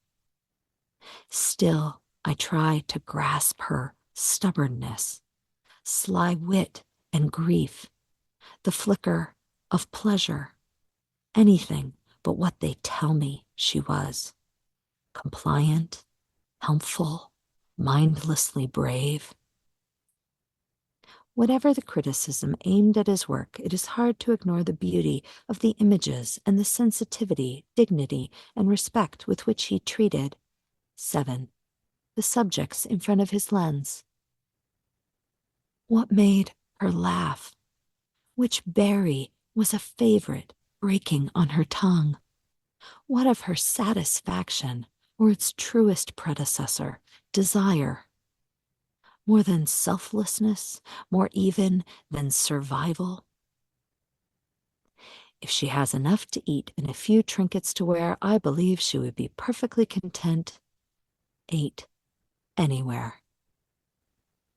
She cannot be a picture book, a coin, a good lesson for white children. She cannot even be this poem's dream of empathy. She was a girl. She was a woman. How many people have wanted something from her? I can't call her to me by any name now, in any language that I try so hard to speak. Been listening to Keetje Kuipers read from Lonely Women Make Good Lovers. So, not that I'm the right person to judge, but to me, this is a much more successful failure. That is, if you consider it a failure at all, than the ones in the last book, I think. The previous ones feel like your refusal to ignore the way you are raised, and even the ways you're inadequate to bring it into your poetry, but within your poetry, not just with the Black Doll, but with white passivity around the ongoing killing of Black people and self-care at the playground. And another poem that is in response to the Muslim ban and engages with Japanese internment. But in a way, it feels like, I don't know, like I feel like the poems in that collection, I like them. And yet I feel like you've inserted this piece into them that in its imperfection is pointing at something. But here it feels like these larger structural violences live more fully or complexly to me, or that they find a way to really root down and breathe within the poem. The reason I presume you might put it in the same category as the other so-called failed poems you've published is only because you say in the endnotes that it was a privilege to publicly work through the blind spots and missteps through MIT's interactive time-lapse software. And I'll point people to this so they can see what Annalise is doing over there. But when you say, quote, work through the blind spots and missteps, you follow it with the parenthetical, many remain, I'm sure. So talk to us about working your way through blind spots and missteps with this poem, what the blind spots were, how MITS helped you find your way through, and if there were other ways you found your way through. Did you gather readers like you did for the Black Doll poem? Did you seek out native readers? And either way, talk to us more generally about the original impulse that brought you to the page to write this and how you did, especially given all the documentary sources that are quoted within it. That I was really impressed with how you read it right now, by the way, changing your voice with the various sources. I don't think I've ever read this poem for an audience before, so that was a new experiment for me. I'll start by saying that I did not bring this poem to any of my Indigenous colleagues to read and give me feedback on. I think for a couple of reasons. I mean, one, I think they have enough work to do. They don't need to do that work for me. And two, if I were to do that, what would I really be asking for, right? I would be asking for, I would want to get the okay. I would want to get the green light. And that's that's a shitty thing to ask for, and also like not what we're after here in this work, right? So, I would be asking to be told that I was okay and that I did it okay, and that can't be what writing a poem like that is about in any way. I keep going back to what Annalise said about like, is this true and could it be more true? When I was drafting this poem amidst, I mean, when I'm working on a poem in a Word doc, like I'll put filler in, I'll put little notes in, I'll ask I'll type little questions in. And like sometimes those are not real cute. Sometimes they're not flattering. Sometimes they're kind of dumb. Sometimes they're dead end. At their worst, they're deeply unexamined. And I really thought about like having a piece of paper next to me while I was working on this poem and writing it there instead of on the screen because I wanted people to see where I got to, but I didn't necessarily want them to see those things that happen in the midst of writing the poem.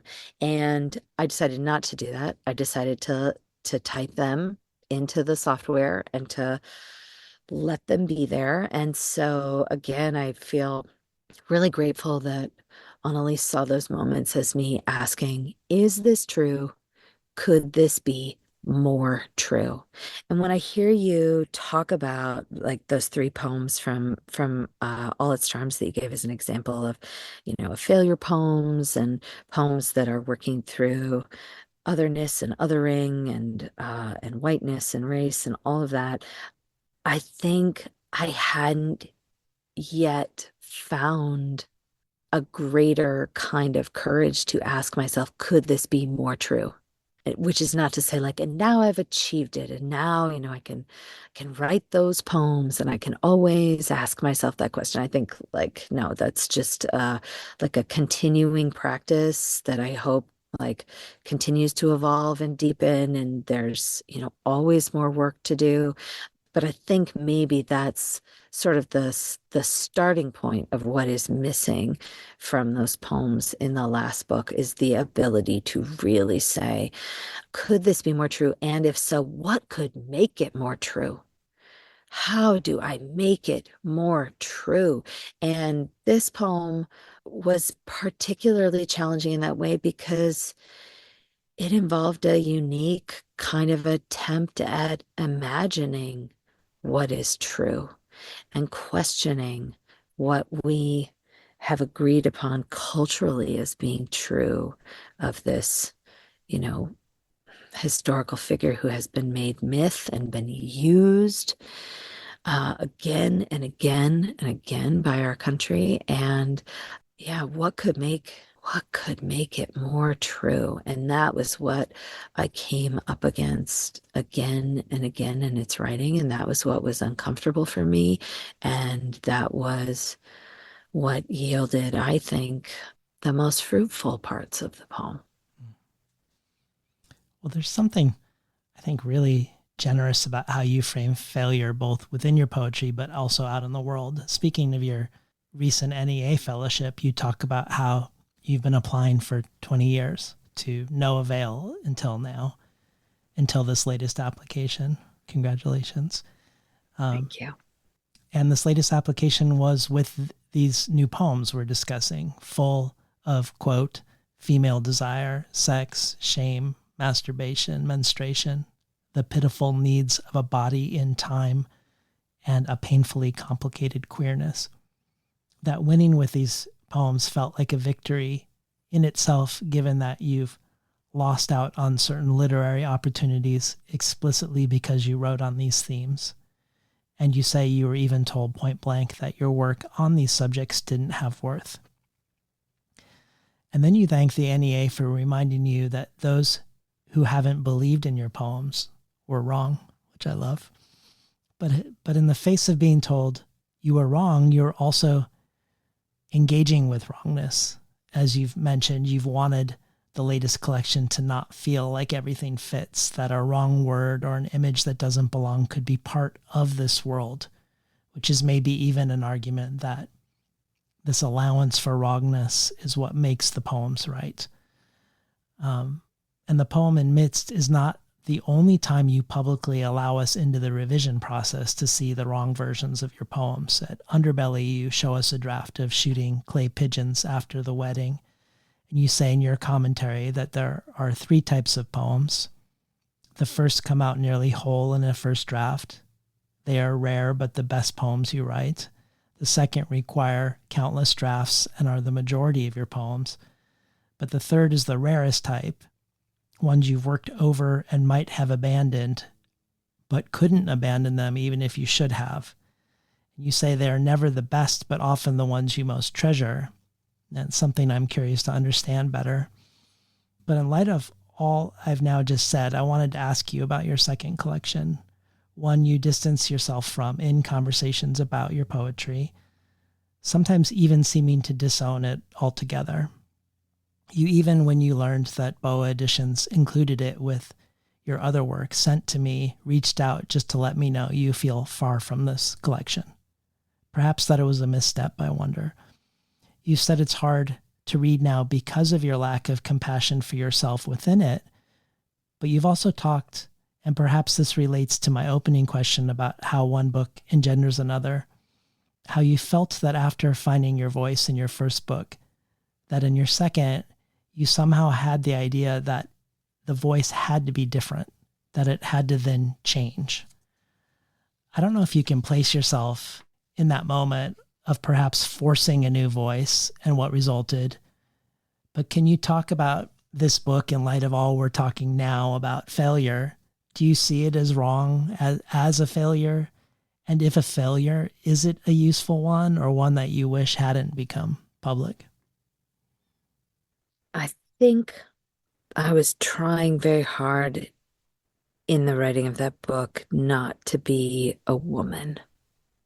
What I mean when I say that is that I was trying to be smarter than a woman, more well-read than a woman, less ruled by my body than a woman, more head than heart than a woman, because all those things are inferior and have less worth and less value, especially in the academy, which is something I think I have felt from day one. I mean, that sounds silly. There are so many women poets who are body and heart, and Sharon Olds, Ellen Bass. I mean, these are remarkable writers. And I mean, Marilyn Hacker, Adrienne Rich, like this, so much body, so much heart. And so yet, how did I, despite that, somehow get the message that it was less than? I don't know, but I did. And so I wanted very badly, I think, in that book to distance myself from that. And that body and that heart, and that was very present in my first book. And I think I needed to prove like, there's more. There's more to me than that. And I can leave all that stuff that makes me a woman. I can leave that behind.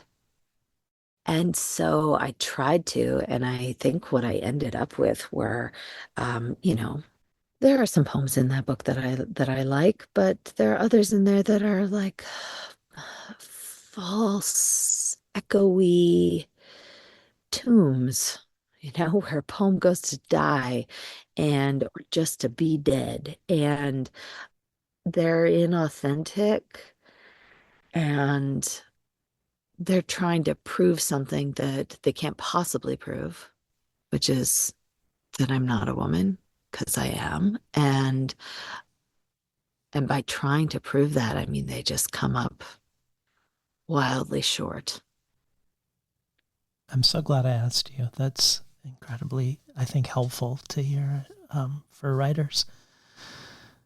You have a craft talk you give called The Wonders of Worm Level Writing, which I want to use as sort of a transition to talking about another element of your work that we haven't talked about yet today. In your description of it, you say, quote, "The Latin root of the word humility, humus, means of the earth.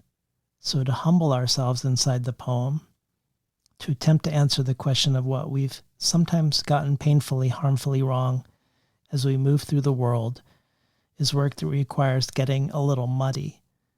What might it be like for our poems to get down in the dirt to put ourselves and our poems at worm level. In this class, we will spend an intense week concentrating on writing towards the places in our poems where humility manifests itself as a clarity of vision of ourselves in relation to the world. The idea of worm level writing reminds me of your native species poem in your last collection that has the lines, "What hasn't been populated by trespassers, remade from the inside out. No wonder my body is finally doing the dirty work it's always wanted to, spiraling deep within itself to make from the wildness something that doesn't care if it belongs." I'd like to spend our remaining time talking about wildness and also wilderness, which is all over your work. Let's first spend a moment with form and wildness. You've talked about your love of syllabics, which is, I think, relatively uncommon in Anglophone poetry, but that you can also become too comfortable and safe, as you mentioned today in your 10-syllable, 14-line poems. You've also said, as another example, quote, "As is so often the case when I'm writing something where the rhetorical stakes are high, this poem could only exist as a sonnet."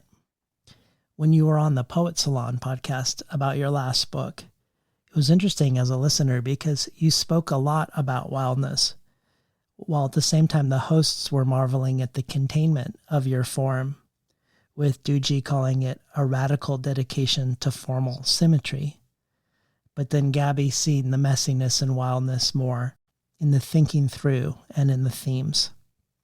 And I also think of the line by Seamus Heaney in the new book, the epigraph to the new book, "If self is a location, then so is love." Again, a dialectic between form and uncontainability in Heaney's line and your poetry at large, I think. A tension between the container and that which refuses the container. But as a way into talking a little bit about the more than human world, let's first talk about wildness in relationship to poetry and how and where you're seeing the wildness now.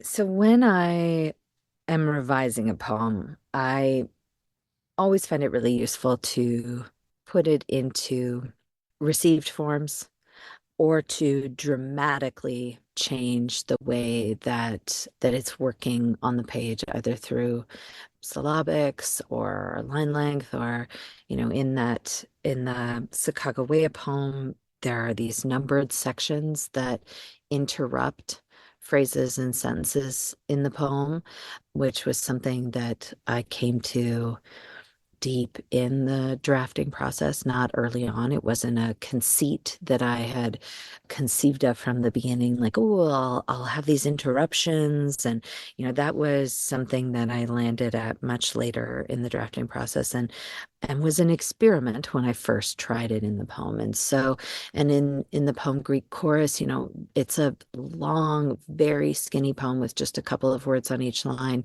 And that poem was a sonnet at one point, a prose poem, a long-lined poem, a poem in syllabics, all of those things. And each time I would sort of take it through its paces in its new form on the page, I would discover something else that needed to change or happen in the poem. By doing that, I would realize that there was more compression available to me in a certain place, or the opposite, that I had room to lean more deeply into an imagistic or metaphorical moment.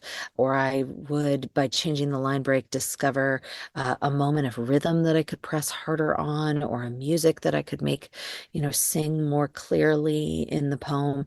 So by taking it through these different manifestations on the page, I am searching for what its eventual more permanent manifestation will be, but I'm also using each of those versions to work through and discover other moments in the poem that need more or need less from me. So that's the kind of, I don't know, experimentation in wildness, I guess, that is also combined with control. I mean, I love it. Like, control is Oh, in the drafting process is, feels great. Like, okay, great. I'm going to take this poem and now, yeah, put it into syllabics or put it into that sonnet. Or how can I break these lines so that this poem does work if there are only one or two words on each line?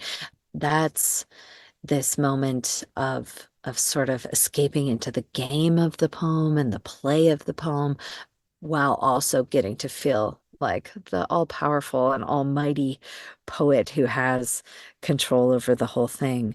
So that balance of control and play, but then ultimately, wherever it lands, making sure that through those sort of exercises and steps that I've taken the poem through, that yeah, that I haven't polished it to a shine. Like I said at the beginning, I'm very wary, and that's what I used to do. I would put it into a sonnet so that I could whittle it down and make it this skinny, no fat, uh, like like a poem that only drinks protein shakes, and then goes to the gym for 2 hours. Like that's nobody's interested in that body, and nobody's interested in that poem.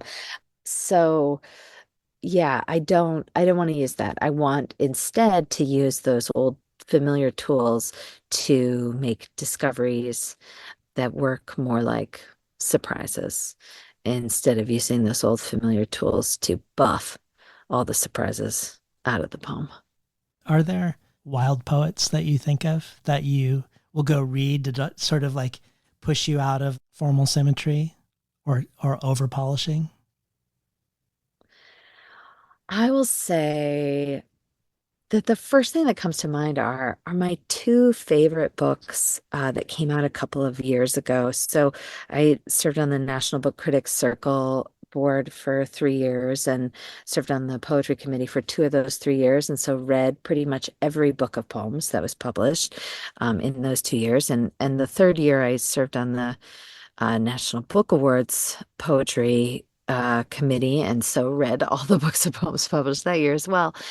And a couple of years ago, Sharif Shanahan and Romeo Oriogan each had a book come out. And those were my two favorite books of the year by far. And I think of Sharif's as being incredibly carefully tuned. And I admired that compression and tuning. And at the same time, my favorite poem from that book is one where the language and the theme and the imagery pushes against what we think of as that higher voice. And there's a scene of two homeless men participating in oral sex, and one is giving the other a blowjob. And it's like, oh gosh, does that belong in a poem? If it does belong in a poem, what poem language could possibly be used to describe it? And so I love the way the impulses of formality and constraint and a really tight music that Sharif employs, then rub up against what is in the poem itself and what the poem is really made of, the bodies that it's really made of. And then Romeo Oriogan, in contrast, his poems are much rangier and leggier and lusher than Sharif's, and at least on first read, and they have like a kind of fullness, and they're over and bloom and overflowingness to them. But when you look more closely, I mean, they're very carefully calibrated in their largeness and in their lushness. So those are two poets working in very different ways on the page, but I take such great pleasure in the way both of them are working against what might on first glance seem like the governing impulse of their work. Well, to move from wildness to wilderness, nature and animals are all over your work, not just in this book. Your dad was a hunter. You are a fisherwoman. You did a many-month residency in an off-grid cabin in a forest by yourself. All Its Charms opens with a poem where the speaker kills a one-winged meadowlark in the road with her foot. And the next poem is about a dead buck with the lines, "Brought my teeth to the tender bridge of his ribs and fed until the grassy maggots overtook me." I'd love to hear about the role of the more than human in your work, and also if it has shifted in the new book. Before we do, I was hoping we could hear two very different poems, two poems that normally I would never suggest you read together, but I am suggesting them together as two examples of how you employ creatures within poems to very different ends. So I was hoping we could hear Emesis and Summer again. And then afterwards, hear your thoughts about how you do and don't employ other beings that are non-human in your work, and what questions and considerations you have when you do. Emesis.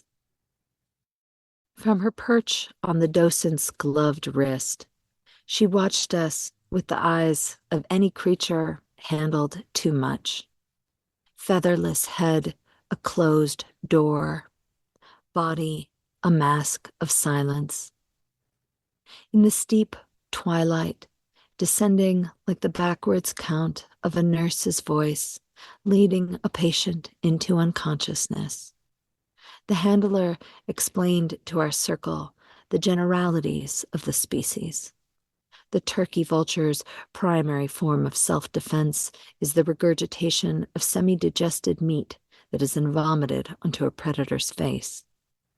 And the particularities of this one, who had come to them with a broken wing.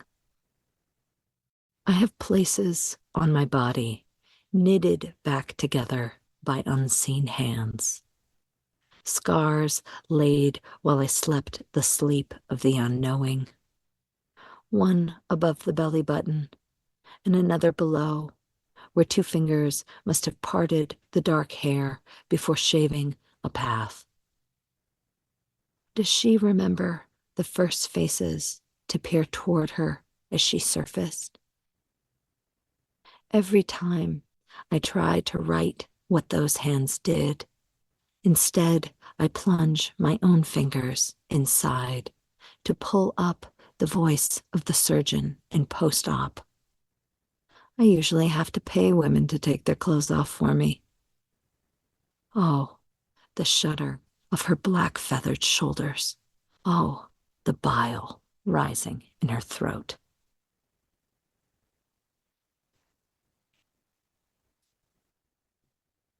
Summer again. I found the sunning snake like some trinket I'd lost and then forgotten. Gilt earring, novelty keychain, lover left in the sheets. It lay on the rock as if some lazy hand, lightest of touch, had abandoned it there. The truth is that I haven't been inside my wife's body in years.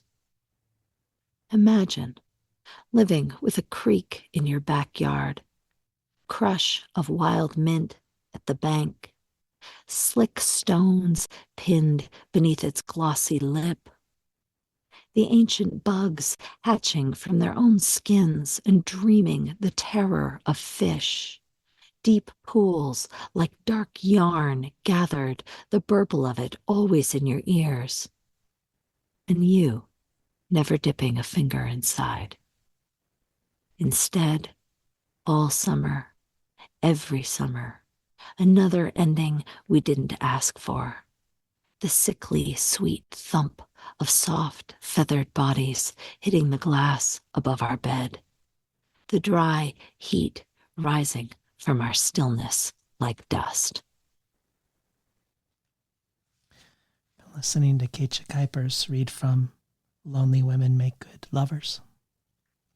I think that, as you pointed out, the natural world and its beings have always been a big part of my writing and of the way I enter my writing, and being a self-admitted Western poet, a poet who has done most of her writing west of the Rockies and in the Northwest in particular, my guiding lights for, certain periods of my development as a poet were writers like Bob Wrigley, who also, make tremendous use of the daily visitations from the animal world that many of us are lucky enough to experience. And so for me, I think it just started from a place of wonder, worship, delight. When I did that 7-month residency on the Rogue River in Southern Oregon in the summer months, in June, July, August, I think I saw bears every day. They were my companions. Their visits were the only visits I had for a long time. And I think that was a point where something shifted a little bit for me in my writing, in writing in and of and with the natural world, in that I had always sort of seen myself as the viewer and not as a relational being when writing about those creatures. I was watching them, examining them, and using them. And my life became much more relational in those 7 months. There was a sense that I had of the inevitability of not only my interacting on a daily basis with non-human creatures, but an inevitability of not knowing how those interactions might proceed. There were mountain lions, and I never saw them, but I knew they were there. I knew they watched me. I found their scat on the path down to the river and back. So there was a sort of surrender that happened during that time. And I think I became also more interested in surrendering myself to a more relational practice with those creatures on the page as well. I mean, Elizabeth Bradfield has ultimately been a really important writer for me in that respect as well, in that she doesn't want to use the animals in her work. She doesn't want to employ them like tools. She wants them to be peers and colleagues on the page. And I don't think I'm there yet, but I think that is what I'm most interested in. And living in Montana has allowed me to, off the page, practice that, with much greater commitment. My dad and my daughter and I all went hunting together this fall, and my daughter had her first successful hunt at 11 years old, and shot a small buck. And being part of that hunt with her and with my father, and again, the the incredible inescapability of being in relation in those moments of cutting that animal open and field dressing it, and bringing it home and cooking it for my children, hoping that they would moan when they ate it. It's all about, yeah, I keep going back to that word inevitability, the inevitability of how we might touch and be touched by each other, for better or for worse in the case of that buck's life. But I'm thinking too, like you had asked me about the bridges between my books, and how I got from All Its Charms to Lonely Women. And I'm just beginning to write the poems for what will be the fifth book. And so far those poems are really interested in the natural world and in the relational in the natural world. I mean, one of the things that, we ask for blurbs, and it's so vulnerable to ask for those blurbs, and then sometimes bewildering to read them. Sometimes it feels like, oh yes, this poet really saw my work, and other times it feels like, oh, maybe not so much. But Danica Kelly, in her blurb, she She said, recognition of the self of others, Kuipers shows us, is the practice. And when I read that, I was stunned because that's what I want more than anything else. And I think looking towards what I'm writing now and what I'm going to be writing next in the next book that will come, I'm interested in carrying that work that I've been trying to practice, that recognition of self and of others, into that world of other beings and other creatures in a fuller, more whole kind of way. And I think, I would have said decades ago that I was an eco poet, and I really don't think that I understood what that meant or what that could mean, what the possibilities of that might mean in terms of implication. And that's what I'm interested in now. When I think about the poems that are being written right now that engage with the climate crisis, I think we have like a few different kinds that are out there, right? We have the poems of mourning, we have the poems of rage and frustration and helplessness, the poems of loss. I mean, I think it is a lament that I'm also going to be singing in these poems. But again, I want to write the lament that not only includes complicity, but where we began this conversation, with I have a deep fondness for the world, not just gratitude, but fondness. I have a deep fondness for it. And sometimes you're fond of something that you have to say goodbye to. And that feels like the moment that I need to write into. You've sort of half answered my last question, which is, do you know or have a sense of what the seed poem is in this book that sort of suggests these other poems that you're now writing? What I want to say is that the seed poem is the very last poem in the book. And maybe also this very short poem so the last poem in the book is Now That We've Been Married All These Years, and it ends with a pair of lines or a pair of couplets. When some people get married, they're making a pact with another person. When I married you, I made a pact with the world. I live in it now and refuse myself nothing. This poem also has an invasive species in it, the lanternfly. It also has all the litter and trash of visual litter and trash of the Jersey Shore, which is where I first drafted this poem. And so I think the next book is working towards living in the world now and refusing myself none of it.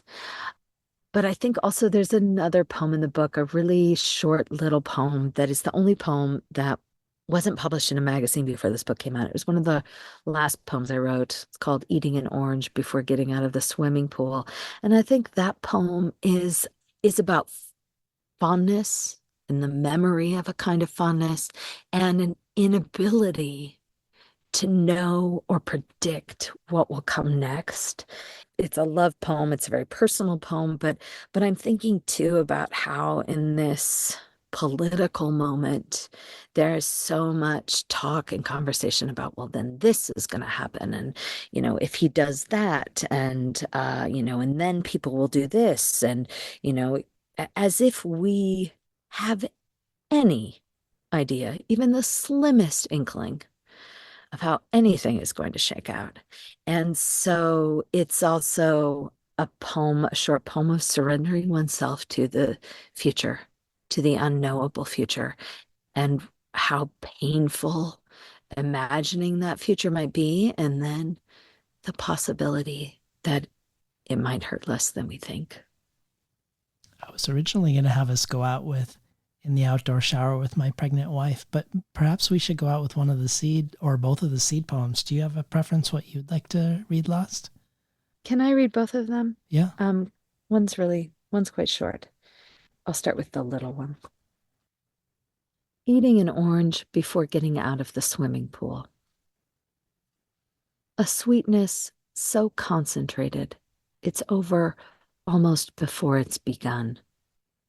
The heated accumulation of fragrant peels on the wet concrete's edge, like those months we passed together, and the ants that now pleasantly feast there.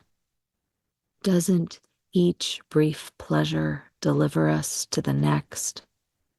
Lover, lover, your wife and mine, waiting to meet us on the other side.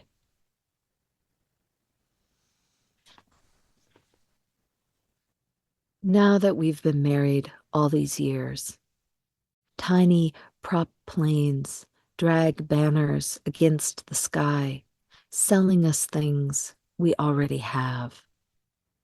And whatever else crosses the landscape, smoking engine of the trawler, polka-dotted lanternfly, tendril of melted ice cream, snail sticking your wrists, golden expanse, is just one more thing I don't have a choice about loving.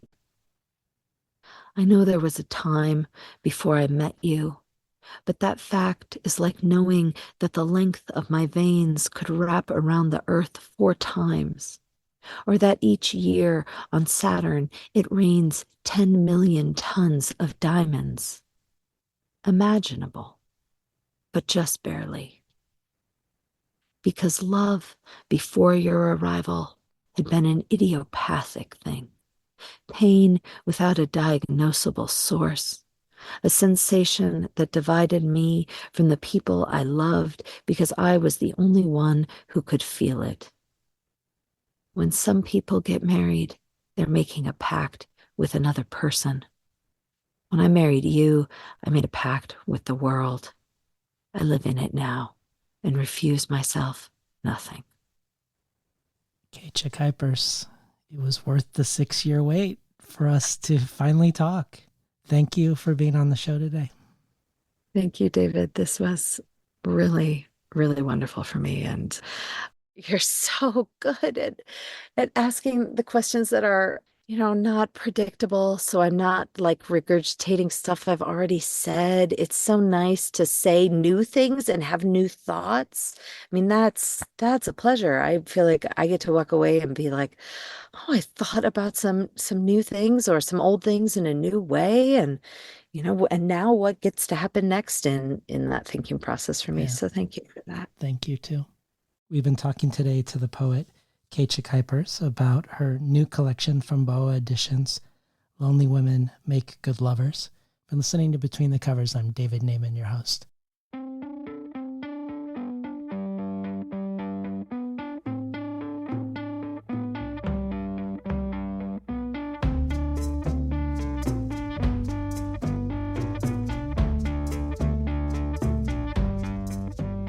Today's program was recorded at the volunteer-powered, non-commercial, listener-sponsored, full-strength makeshift home office of me, David Naiman. You can find more of Keetje Kuipers' work at keitjekuipers.com. If you enjoyed today's conversation, consider transforming yourself from a listener to a listener supporter by joining the Between the Covers community.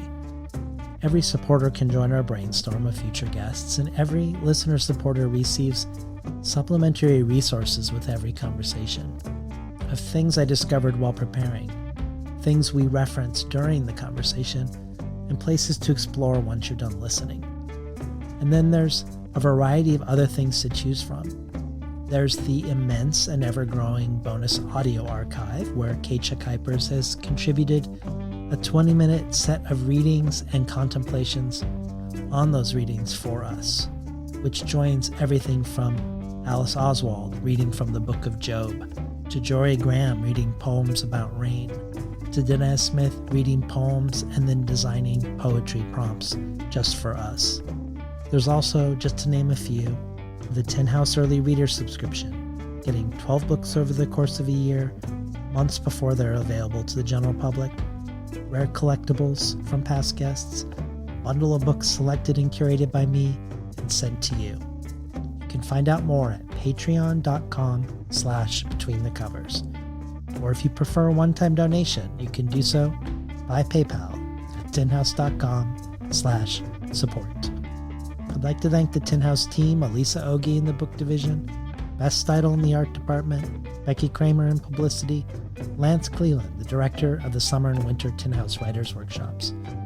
Finally, I'd like to thank past Between the Covers guest, poet, musician, composer, performer, and much more, Alicia Jo Ravens, for making the intro and outro for the show.